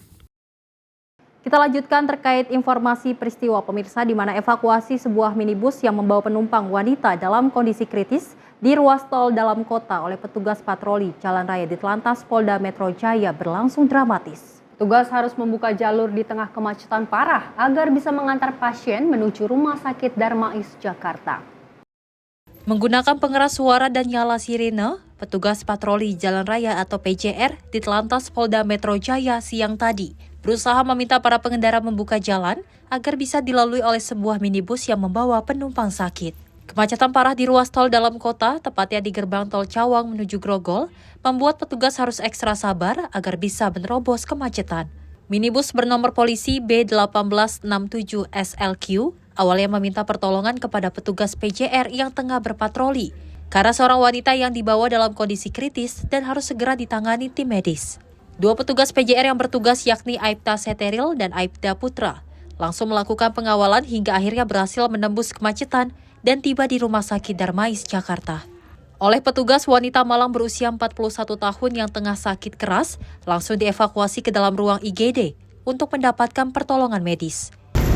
Dua personil Satuan PJR Ditlantas Polda Metro Jaya yang saat itu sedang melaksanakan penjagaan dan pengaturan lalu lintas itu kemudian didekati oleh satu kendaraan Kijang Toyota Fortuner, di mana pengemudi secara tergesa-gesa kemudian meminta tolong kepada petugas PJR untuk melakukan pengawalan karena kondisi adiknya yang saat itu menurut beliau dalam kondisi sekarat. Oleh sebab itu petugas PJR dengan sigap kemudian melakukan pengawalan dan diantar sampai dengan ke Rumah Sakit Darmais. Petugas PJR mengimbau kepada masyarakat yang membutuhkan pertolongan darurat ketika terjebak di tengah kemacetan ruas tol agar segera meminta pertolongan kepada petugas yang berpatroli. Dari Jakarta, Dio Malau, Simpo TV melaporkan. Pemirsa, Gubernur Banten Andra Soni secara resmi meresmikan unit pelaksana teknis daerah Rumah Sakit Umum Daerah Cilograng yang berlokasi di Desa Cijengkol, Kecamatan Cilograng, Kabupaten Lebak, Senin 26 Mei 2025. Dalam peresmian tersebut, pemirsa, Andra Soni menetapkan nama rumah sakit ini sebagai RSUD Uwes Korni Cilograng. Dalam peresmian itu, Andra Soni mengapresiasi keberhasilan pembangunan rumah sakit yang masuk dalam rencana pembangunan jangka menengah daerah Provinsi Banten periode 2017 hingga 2022 itu. Andra Soni berharap kehadiran RSUD Uwes Korni Cilograng tidak hanya meningkatkan kualitas pelayanan kesehatan masyarakat, tetapi juga mampu menjadi pemicu pertumbuhan ekonomi baru Provinsi Banten di wilayah selatan. Alhamdulillah, hari ini bersama-sama dengan Ketua DPRD Provinsi Banten, Bapak Bupati Kabupaten Lebak, kita juga didampingi oleh kawan-kawan anggota DPRD Provinsi dan anggota DPRD Lebak, kami meresmikan RSUD Rumah Sakit Umum Daerah Haji Uwes Korni. Kami berharap dengan adanya rumah sakit ini, pelayanan kesehatan kepada masyarakat bisa didapatkan oleh masyarakat secara berkeadilan, dan kami juga berharap dengan adanya rumah sakit ini, pertumbuhan ekonomi atau daerah pertumbuhan ekonomi baru juga bisa muncul di sini. Saya berharap kepada Bapak Bupati, pada kawan-kawan anggota DPRD, kepada seluruh masyarakat, tokoh masyarakat, ini sama-sama kita jaga rumah sakit ini dan kita awasi bersama-sama pelayanannya agar tujuan berdirinya rumah sakit ini memberikan pelayanan yang adil kepada masyarakat bisa terwujud. Di kesempatan yang sama, Pelaksana Harian Sekretaris Daerah Provinsi Banten, Deden Apriyandi, menyebut RSUD Uwes Korni Cilograng dibangun untuk menunjang tercapainya target nasional dalam peningkatan akses layanan kesehatan yang juga berkualitas. Saat ini RSUD Uwais Korni Cilograng dilengkapi pelayanan rawat jalan, rawat inap, hingga instalasi gawat darurat atau IGD. Didukung dengan 14 instalasi termasuk 17 poliklinik rawat jalan, instalasi rawat inap dengan total 126 tempat tidur yang terdiri dari 80 tempat tidur kelas 3, 24 tempat tidur, kelas 2, 14 tempat tidur kelas 1, serta 8 tempat tidur ruang VIP. Tim redaksi Simpo TV melaporkan. Aksi nyata tidak hanya dilakukan oleh Presiden Republik Indonesia Prabowo Subianto dan wakilnya Gibran Rakabuming Raka, namun kita ketahui kepala daerah dari Banten ini telah melakukan aksi nyata yang menguntungkan bagi masyarakat Banten, di mana kita ketahui Andra Soni telah meresmikan Rumah Sakit Umum Daerah Uwais Korni yang memang dilibatkan ataupun diuntungkan bagi masyarakat yang memang ingin mengecek kesehatan mereka. Di mana kita ketahui dari program Prabowo Subianto yaitu cek kesehatan gratis, dan ini menjadi aksi nyata dari kepala daerah Andra Soni. Betul sekali, ini pemerataan dari lingkup kesehatan ya. Betul. Selain juga dari MBG, terus cek kesehatan gratis juga diterapkan di seluruh wilayah Indonesia, dan salah satunya yang gencar dilakukan oleh gubernur dari Andra Soni itu sendiri, Sel. Dan memang kita ketahui dari Banten telah banyak melakukan aksi nyata dari Andra Soni. Kita berharap bahwasanya terus dilakukan bagaimana program yang telah dijanjikan ataupun diterapkan dari Andra Soni dan pasangannya. Kita berharap ini dapat menguntungkan dari masyarakat Banten sendiri. Dan pemirsa, informasinya kita lanjutkan, di mana ribuan pencari kerja di Kabupaten Bekasi, Jawa Barat saling berdesak-desakan untuk memasukkan lamaran pekerjaan yang disediakan Dinas Tenaga Kerja Kabupaten Bekasi Selasa siang. Sebanyak 64 perusahaan disiapkan, namun tingginya animo para pencari kerja tidak sebanding dengan perusahaan yang disediakan, sehingga mengakibatkan beberapa pencari kerja sempat jatuh pingsan. Bahkan ada yang saling dorong dan berakhir dengan adu mulut. Suasana di depan gedung Presiden University yang berada di Jalan Kiai Haji Dewantara, Cikarang Utara, Kabupaten Bekasi, Jawa Barat, nampak dipadati ribuan para pencari kerja yang kebanyakan masih berusia muda. Para pencari kerja saling berdesak-desakan untuk memasukkan lamaran pekerjaan yang disediakan penyelenggara acara. Sebanyak 64 perusahaan membuka lamaran pekerjaan dengan merekrut 2.700 lebih tenaga pekerja. Tingginya animo para pencari kerja yang mencapai puluhan ribu pencari kerja dan minimnya penjagaan yang dilakukan petugas di tempat tersebut mengakibatkan ribuan para pencari kerja saling berdesak-desakan hingga jatuh pingsan. Bahkan antusias para pekerja untuk masuk ke dalam gedung mengakibatkan beberapa pekerja sempat saling adu mulut dan nyaris terjadi adu jotos antar para pencari kerja. Menurut keterangan salah satu pencari kerja bersama dengan beberapa temannya dari daerah Cibarusa, datang sejak pagi hari dan harus menunggu sampai berjam-jam. Bahkan dengan berdesak-desakan dengan para pencari kerja sampai akhirnya dapat masuk ke dalam tempat acara. Kurang proporsionalnya panitia mengakibatkan ribuan para pencari kerja harus berdesak-desakan. Seharusnya ada petugas jaga yang dapat mengantisipasi membludaknya para pencari kerja. Kesini mau nyari kerja. Dari rumah dari jam 7. Antriannya bisa sampai sejam setengah. Berjam-jam ya? Iya, berjam-jam. Asalnya dari Cibarusa. Lulusan tahun kemarin. Harapannya kesini mau ngapain nih? Harapannya di sini semoga dapat pekerjaan yang layak. Terus juga makin banyak lapangan pekerjaannya. Terus kalau bisa biar kondusif, soalnya kalau kondusif banget karyanya. Daripada naikin, kan ada tuh baru ya, katanya mau nambahin bonus yang gajinya di bawah 3,5. Daripada nambahin itu, mending nambahin lapangan kerja biar banyak, biar pada kerja. Kasian, soalnya sekarang aja patokan minimal 22 tuh udah gak bisa kerja. Susah, soal kalah sama orang yang pendatang. Iya, udah gak kehitung, udah sering email. Belum dapat juga ya? Belum, banyak banget. Dan itu sering banget. Hati-hati sama teman-teman yang suka praktek, yang mau coba-coba calo, mending coba mandiri dulu. Soalnya kalau calo kebanyakan itu bang, kalau di sini. Ya, banyak yang tertipu, nggak sekali dua kali. Sementara menurut Bupati Bekasi yang membuka langsung kegiatan job fair, kegiatan dipadati ribuan para pencari kerja dan lowongan pekerjaan ini memang diperuntukkan warga Kabupaten Bekasi. Mudah-mudahan kedepannya akan kembali membuka bursa lowongan pekerjaan. Sebanyak 2.000 lebih membuka lowongan pekerjaan dengan 64 perusahaan yang membuka bursa penerimaan tenaga kerja. Alhamdulillah ini kan terkait masalah antusias ini bukan satu hal yang memang sebagai pemerintah ini berbangga. Tapi antusias ini untuk masyarakat Kabupaten Bekasi mendaftar untuk mendapatkan kerja. Ya artinya di sini adalah beban moral juga bagi kami pemerintahan Kabupaten Bekasi yang memang di kloter pertama ini kita membuka 2.000 lebih, yang datang 25.000. Artinya ke depan kita harus membuka kloter berikutnya juga untuk memasukkan masyarakat Kabupaten Bekasi kerja yang pastinya kapasitasnya harus lebih daripada 2.000. Nanti kita ini akan berkelanjutan ke depannya.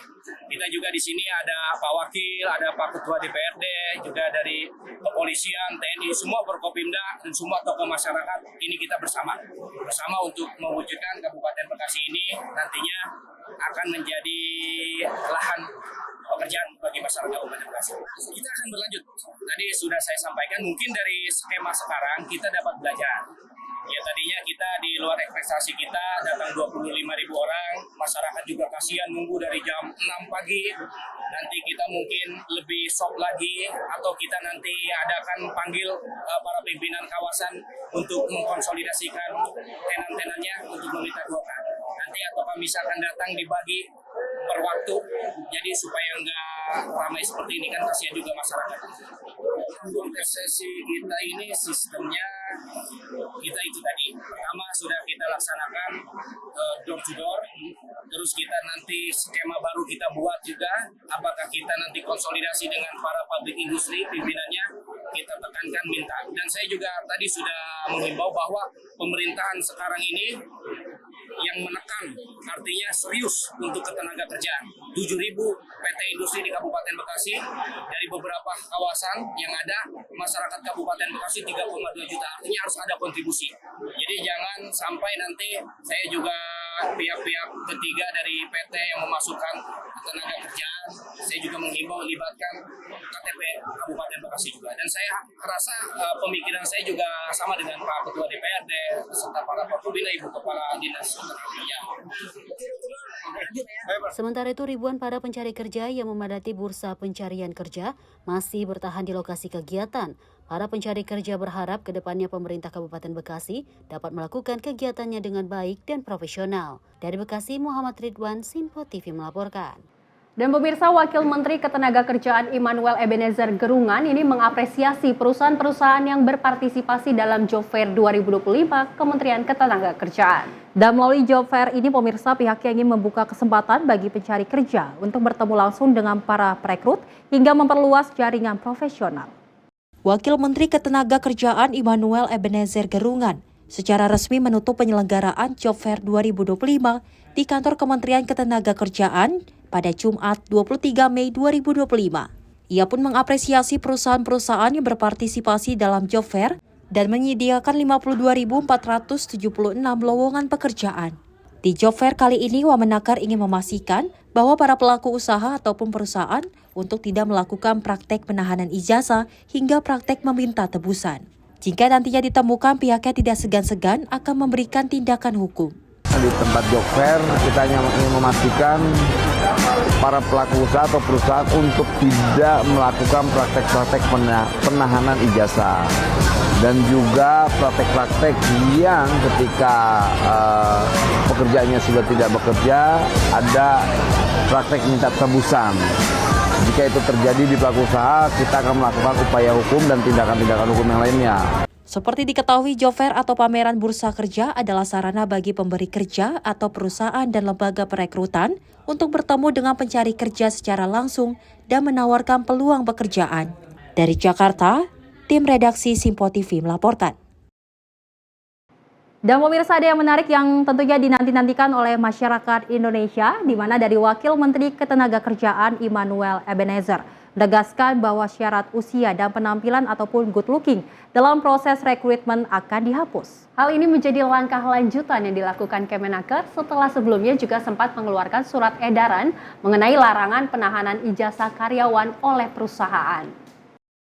Kementerian Ketenagakerjaan berencana menghapus sejumlah syarat kerja yang dinilai diskriminatif dan menyulitkan pencari kerja di Indonesia.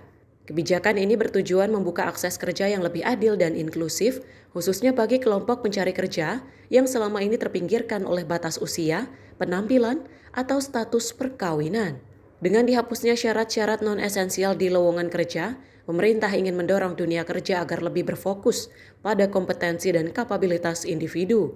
Penghapusan syarat itu akan menjadi kelanjutan dari kebijakan sebelumnya, yakni larangan bagi perusahaan untuk menahan ijazah dan dokumen pribadi milik karyawan. Wakil Menteri Ketenagakerjaan Immanuel Ebenezer menegaskan bahwa pemerintah akan segera menghapus syarat usia dalam proses rekrutmen. Kita berharap karena sudah ada regulasi di Kementerian Tenagakerja yaitu surat edaran. Untuk sementara ini adalah surat edaran. Kemudian nanti next akan kita buat yang namanya permen. Dan satu lagi yang gak kalah penting, kita berharap mitra industri kita tidak lagi memberi persyaratan untuk para pencari kerja yang begitu berat. Jadi nanti para pencari kerja tidak lagi disyaratkan terkait umur, harus good looking, jaga nikah, belum nikah, itu kita hapus. Jadi tidak lama lagi surat edaran itu akan kita keluarkan di Kementerian Tenagakerja. Nantinya penghapusan beberapa syarat tersebut berdasarkan keterangan Noel akan ditetapkan melalui surat edaran. Ia juga membuka kemungkinan untuk menerapkan aturan yang lebih kuat dibanding sedalam bentuk peraturan menteri atau permen. Tim redaksi Sinpo TV melaporkan.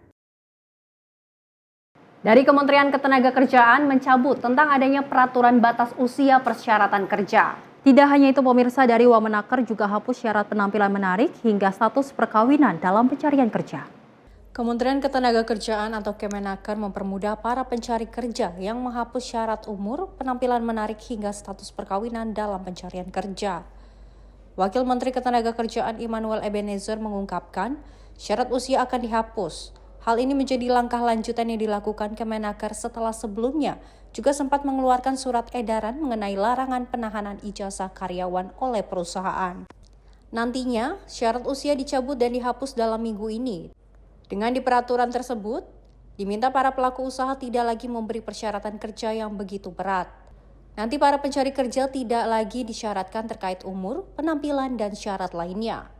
Itu akan kita cabut karena itu juga menjadi penghalang untuk para pencari kerja. Semangat kita di pemerintahan Presiden Prabowo adalah mengurangi angka pengangguran dan kemiskinan. Lalu bagaimana kawan-kawan yang maaf ketika syarat good looking ini tidak memenuhi syarat, akhirnya apa? Menambah lagi angka pengangguran. Kita berharap ada kolaborasi antara pemerintah, pelaku usaha, dan pekerja.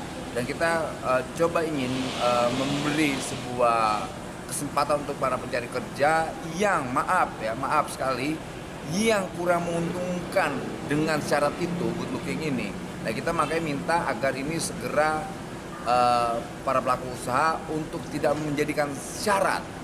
Dan nanti kita akan segera hapus syarat-syarat yang kiranya hanya merugikan para pencari kerja. Semangat kita adalah di pemerintahan Pak Prabowo dan juga Kementerian Tenagakerja. Dengan adanya Pak Menteri Prof. Yasserli, kita semangat untuk bersama rakyat, bersama para pencari kerja untuk menghapus syarat pencari kerja terkait good looking dan juga usia, juga umur, belum menikah dan sebagainya. Wamenaker berharap adanya kolaborasi para pelaku usaha dan pemerintah agar mendapatkan kesempatan yang sama dengan pencari kerja. Hal ini untuk mengurangi jumlah pengangguran dan membuka peluang kesempatan para pencari kerja. Dari Jakarta, kontributor Sinpo TV melaporkan. Kita ketahui, Luis dan pemirsa, di mana angka pengangguran di Indonesia memang cukup tinggi. Ini menjadi langkah yang penting yang dilakukan dari pemerintah, dalam hal ini Kementerian Ketenagakerjaan, di mana dari Immanuel menegaskan bahwasanya akan menghapus syarat batas usia serta good looking. Betul Kita sekali. ketahui bahwasanya memang banyak sekali persyaratan dari pekerjaan yang mengharuskan batas usia dan juga good looking. Ini menjadi penghambat bagi para masyarakat Indonesia yang ingin melamar pekerjaan baru. Kita ketahui bahwasanya banyak sekali yang viral di media sosial bagaimana masyarakat Indonesia melamar dengan cara berdesak-desakan, dengan dorong-dorongan, dan ini menjadi perhatian kepada Indonesia bahwasanya memang generasi muda ini butuh pekerjaan yang memang bisa menguntungkan bagi mereka untuk kehidupan ke depannya. Betul sekali. Dan tentunya kita semua masyarakat berharap ini dengan adanya, tadi juga Kemenaker menyediakan open job fair di Kemenaker itu sendiri, dengan harapan masyarakat yang masih belum mendapatkan pekerjaan dapat mendapatkan pekerjaan dengan secepatnya.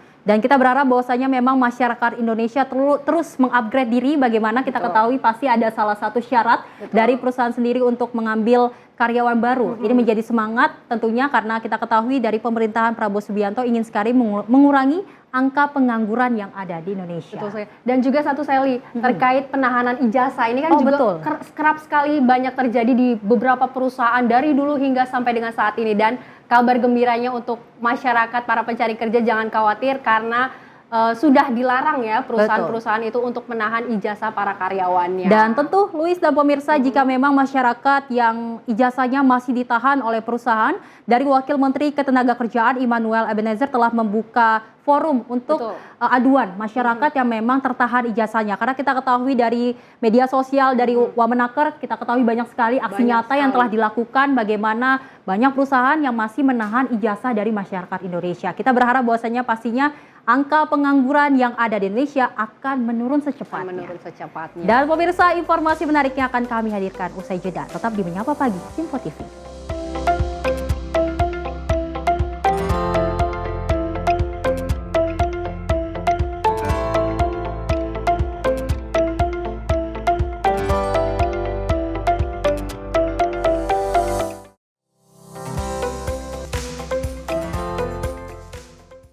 Halo pemirsa, kami kembali hadir dengan sejumlah informasi yang kami himpun dari berbagai penjuru dunia. Rangkaian informasi yang membuat akhir pekan Anda begitu bermakna. Sebuah kelompok di Afrika Selatan memberikan layanan pertunjukan film dengan tenaga surya. Berita yang menjadi sorotan media dari dalam dan luar negeri, kami hadirkan untuk menemani pekan Anda dalam Sinpo Dunia Sepekan, Sabtu dan Minggu pukul 9 pagi, hanya di Sinpo TV. Kami hadir dengan rangkaian informasi dari berbagai penjuru dunia. Topik dan isu yang tengah menjadi sorotan mancanegara dikemas dengan lengkap untuk Anda.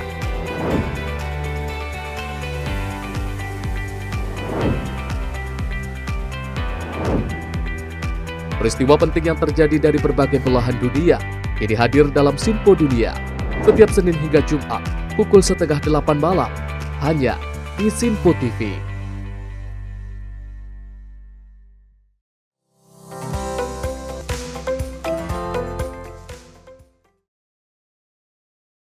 Selamat pagi pemirsa, Anda masih menyaksikan Menyapa Pagi bersama saya Luis Ayu dan Sally Siregar. Informasi kami lanjutkan. Guna meminimalisir kecelakaan di jalur kereta, petugas dari Daop 1 PT KAI melakukan penertiban di ruas perlintasan Tanah Abang hingga Stasiun Duri. Selain bangunan liar, pemirsa, petugas juga melakukan pembersihan tumpukan sampah di sekitar jalur perlintasan. Petugas gabungan dari Daop 1 PT KAI dan petugas Kereta Komuter Indonesia atau KCI dibantu oleh TNI dan Polri pada Selasa pagi melakukan penyisiran jalur perlintasan kereta dari Stasiun Tanah Abang Jakarta Pusat hingga Stasiun Duri Jakarta Barat. Sejumlah bangunan liar milik warga yang berada di pinggir perlintasan jalur kereta ditertibkan dan dibongkar lantaran berdiri di atas lahan milik PT Kereta Api Indonesia. Sesuai dengan Undang-Undang Nomor 23 Tahun 2007 juga menyebutkan tidak diperbolehkan adanya bangunan liar di sekitar perlintasan jalur kereta milik PT KAI. Selain menertibkan bangunan semi permanen, petugas gabungan juga membersihkan tumpukan sampah di sejumlah titik di jalur perlintasan. Hal ini untuk meminimalisir terjadinya kebakaran yang kerap terjadi di sekitar wilayah ini yang tentu berdampak pada perjalanan kereta. Penertiban ini mengacu pada Undang-Undang Nomor 23 Tahun 2007 tentang Perkeretaapian, khususnya pada pasal 181 ayat 1 yang menyatakan bahwa setiap orang dilarang berada di area manfaat jalur kereta api, jalur-jalur khusus kereta api dan daerah pengawasan jalur, kecuali untuk kepentingan tertentu sesuai ketentuan peraturan perundang-undangan. PT KAI Daop 1 Jakarta menghimbau kepada seluruh warga masyarakat, khususnya yang tinggal di kiri dan kanan jalur rel kereta api untuk tidak melakukan aktivitas atau mendirikan bangunan yang melanggar ketentuan, terlebih membuang sampah dapat berpotensi bahaya kebakaran di wilayah masing-masing. Penertiban yang dilakukan petugas gabungan ini akan terus dilakukan di wilayah daerah operasional 1 PT Kereta Api Indonesia, lantaran masih banyaknya bangunan-bangunan liar semi permanen yang terdampak terganggunya perjalanan kereta. Dari Jakarta, tim kontributor Sinpo TV melaporkan. Sementara itu pemirsa, anak laki-laki ditemukan tewas mengambang di kolam air mancur Tugu Pengantin, Bandar Lampung pada Senin sore 26 Mei 2025. Penemuan jasad anak tersebut sontak menggegerkan warga sekitar sehingga warga yang berada di lokasi langsung berkumpul untuk menyaksikan bagaimana proses dari evakuasi jenazah tersebut. Seorang anak laki-laki ditemukan tewas mengambang di kolam air mancur Tugu Pengantin yang berada di jembatan penyeberangan orang, Siger Milenial, Kota Bandar Lampung. Jasad pertama kali dilihat oleh seorang perempuan saat hendak mengambil foto di atas JPO, lalu segera melaporkannya kepada petugas Satpol PP di lokasi.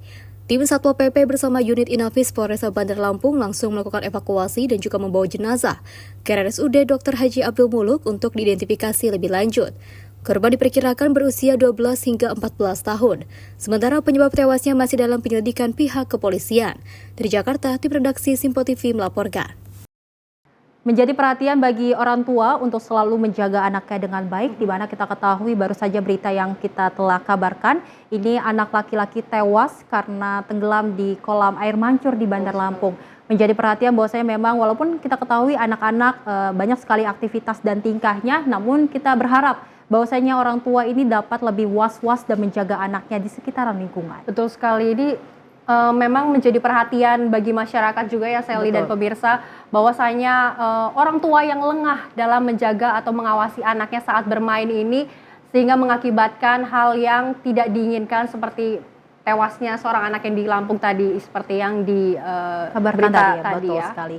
Pemirsa, kita lanjutkan informasi peristiwa lainnya di mana kebakaran menggegerkan area perawatan dan parkir armada angkutan tambang di Jalan Ahmad Yani, kilometer 94, Desa Pulau Pinang Utara, Kabupaten Tapin pada Senin 26 Mei 2025. Api kecil yang sempat membumbung disertai asap hitam berhasil dipadamkan oleh relawan gabungan dan beruntung tidak ada korban jiwa dalam insiden ini. Insiden kebakaran menggegerkan sejumlah pria berseragam di area perawatan dan parkir armada angkutan tambang yang terletak di Jalan Ayani, kilometer 94, Desa Pulau Pinang Utara, Kecamatan Binuang, Kabupaten Tapin pada Senin 26 Mei 2025. Api kecil sempat membumbung disertai asap hitam pekat namun berhasil dijinakan oleh relawan gabungan yang juga terdiri dari 3 unit tangki dari BPK Binuang, relawan tanggap api BPK Balantak, dan BPK Sapat yang langsung siaga di lokasi setelah menerima informasi pada pukul 16.45 WITA. Berkat kesigapan para relawan, api berhasil dikendalikan dan asap berubah menjadi putih pada pukul 17.10 WITA. Tidak ada korban jiwa dalam insiden ini, namun hingga saat ini penyebab kebakaran masih belum dapat dipastikan. Dari Jakarta, tim redaksi Simpo TV melaporkan. Informasi lainnya pemirsa, kurangnya lahan penampungan sampah terpadu di areal sampah akhir di 2 wilayah di tempat pembuangan sampah akhir Galuga, Kecamatan Cibung Bulang, Bogor, Jawa Barat, hingga mengalami overkapasitas. Dan dari Wali Kota ataupun Wakil Bupati Bogor beserta Wakil Wali Kota Bogor ini melakukan sidak lahan pembuangan sampah akhir Galuga. Minimnya alat berat serta tingginya kebutuhan lahan pembuangan membuat kedua pihak sepakat akan mengelola sampah secara bersamaan hingga akhirnya akan dibuat sampah jadi bahan listrik. Terus meningkatnya daya buang sampah di 2 wilayah, yakni Kabupaten Bogor dan Kota Bogor. Hingga ribuan ton per hari ke tempat pembuangan sampah akhir Galuga, Kecamatan Cibung Bulang, Bogor, yang mengakibatkan overkapasitas. Senin siang, 2 pimpinan wilayah inspeksi mendadak ke lokasi pembangunan sampah akhir terpadu Galuga, Bogor. Minimnya alat berat, rusaknya armada truk pengangkut sampah, hingga sempitnya lahan pembuangan sampah, jadi kendala pemerintah daerah untuk menangani sampah, yang mengakibatkan antrian armada truk sampah dan mengalami penumpukan sampah di TPA Galuga, Bogor. Gunungan ribuan ton sampah rumahan yang terus membumbung kali ini membuat kedua pihak akan melakukan kerjasama untuk mengatasi sampah di kota hujan Bogor. Kebijakan nanti yang akan diambil oleh Pak Bupati dan Pak Wali Kota di saat pertemuan di Balai Kota Bogor, bahwa ada rencana untuk perbaikan-perbaikan dan tindak lanjut kerjasama TPA Galuga ini untuk kota dan kabupaten. Sehingga kami memastikan harus tahu kondisi lapangan. Tadi sudah disampaikan oleh Pak Wakil Wali Kota dengan Pak Kadisnya, lahan kota yang 37 hektar masih memungkinkan untuk bekerja sama termasuk dengan kabupaten menerima nanti sampah yang punya kabupaten. Janjian kerjasama bahwa selama ini sudah kita lakukan, namun memang belum menyentuh ke ranah lahan kita, lahan bersama ya. Tapi historisnya memang tahun ini berbarengan dengan surat rekomendasi dari Kementerian LH Pusat kepada kota dan kabupaten lah ya dalam pengelolaan sampah ini. Selain tadi kita diskusi tentang teknis di lapangan, perbaikan infrastruktur, kesepakatan lain-lainnya, terus harapan-harapan masyarakat, juga yang paling penting adalah rekomendasi dari Kementerian LH bahwa open dumping hari ini memang sudah tidak boleh. Sebenarnya dari dulu ya open dumping itu udah nggak boleh, cuman memang mungkin hari ini goals-nya lebih ingin dipercepat lagi, pengelolaan sampah harus berbasis sanitary landfill. Nah, Tumpukan ratusan ribu ton di lokasi TPA Galuga sejak 20 tahun lebih yang mengakibatkan overkapasitas dan kerap mengganggu kesehatan lingkungan serta mengeluarkan bau tak sedap, kini akan secepatnya dikerjasamakan oleh kedua pihak agar tumpukan sampah bisa teratasi. Dan rencananya tumpukan sampah tersebut akan diolah jadi bahan sumber listrik bagi wilayah sekitar. Dari Kabupaten Bogor, kontributor Simpo TV melaporkan. Masalah sampah menjadi masalah utama yang ada di Indonesia, Luis. Kita ketahui bahwasanya tumpukan sampah ini terjadi di tempat pembuangan akhir sampah di Galuga, Bogor, Jawa Barat, di mana kita ketahui tumpukan sampah sering terjadi dan ini mengganggu aktivitas masyarakat di sana. Di mana memang bau tidak sedap yang ditimbulkan dari tumpukan sampah ini mengganggu ataupun mengganggu lingkungan sekitar dan kesehatan masyarakat di sana. Kita ketahui dari pemerintah Bogor telah melakukan eksekusi di mana memang kekurangan alat berat di sana. Nantinya pemerintah dari Kota Bogor, Jawa Barat akan bergerak cepat menurunkan alat berat untuk menghilangkan tumpukan sampah yang ada di wilayah tersebut. Betul, dan ini juga bisa menjadi evaluasi bagi masyarakat juga ya. Tidak hanya pemerintah saja yang turun tangan, namun diharapkan masyarakat juga lebih peduli dan aware terhadap lingkungan, di mana harus menjaga kebersihan dan lingkungan, mengurangi sampah-sampah plastik begitu ya, menggunakan bahan-bahan yang bisa didaur ulang, seperti itu bisa digunakan. Karena seperti yang kita ketahui bahwasanya semakin hari, setiap hari sampah terus semakin banyak, semakin menumpuk, sementara tempat pembuangan sampah hanya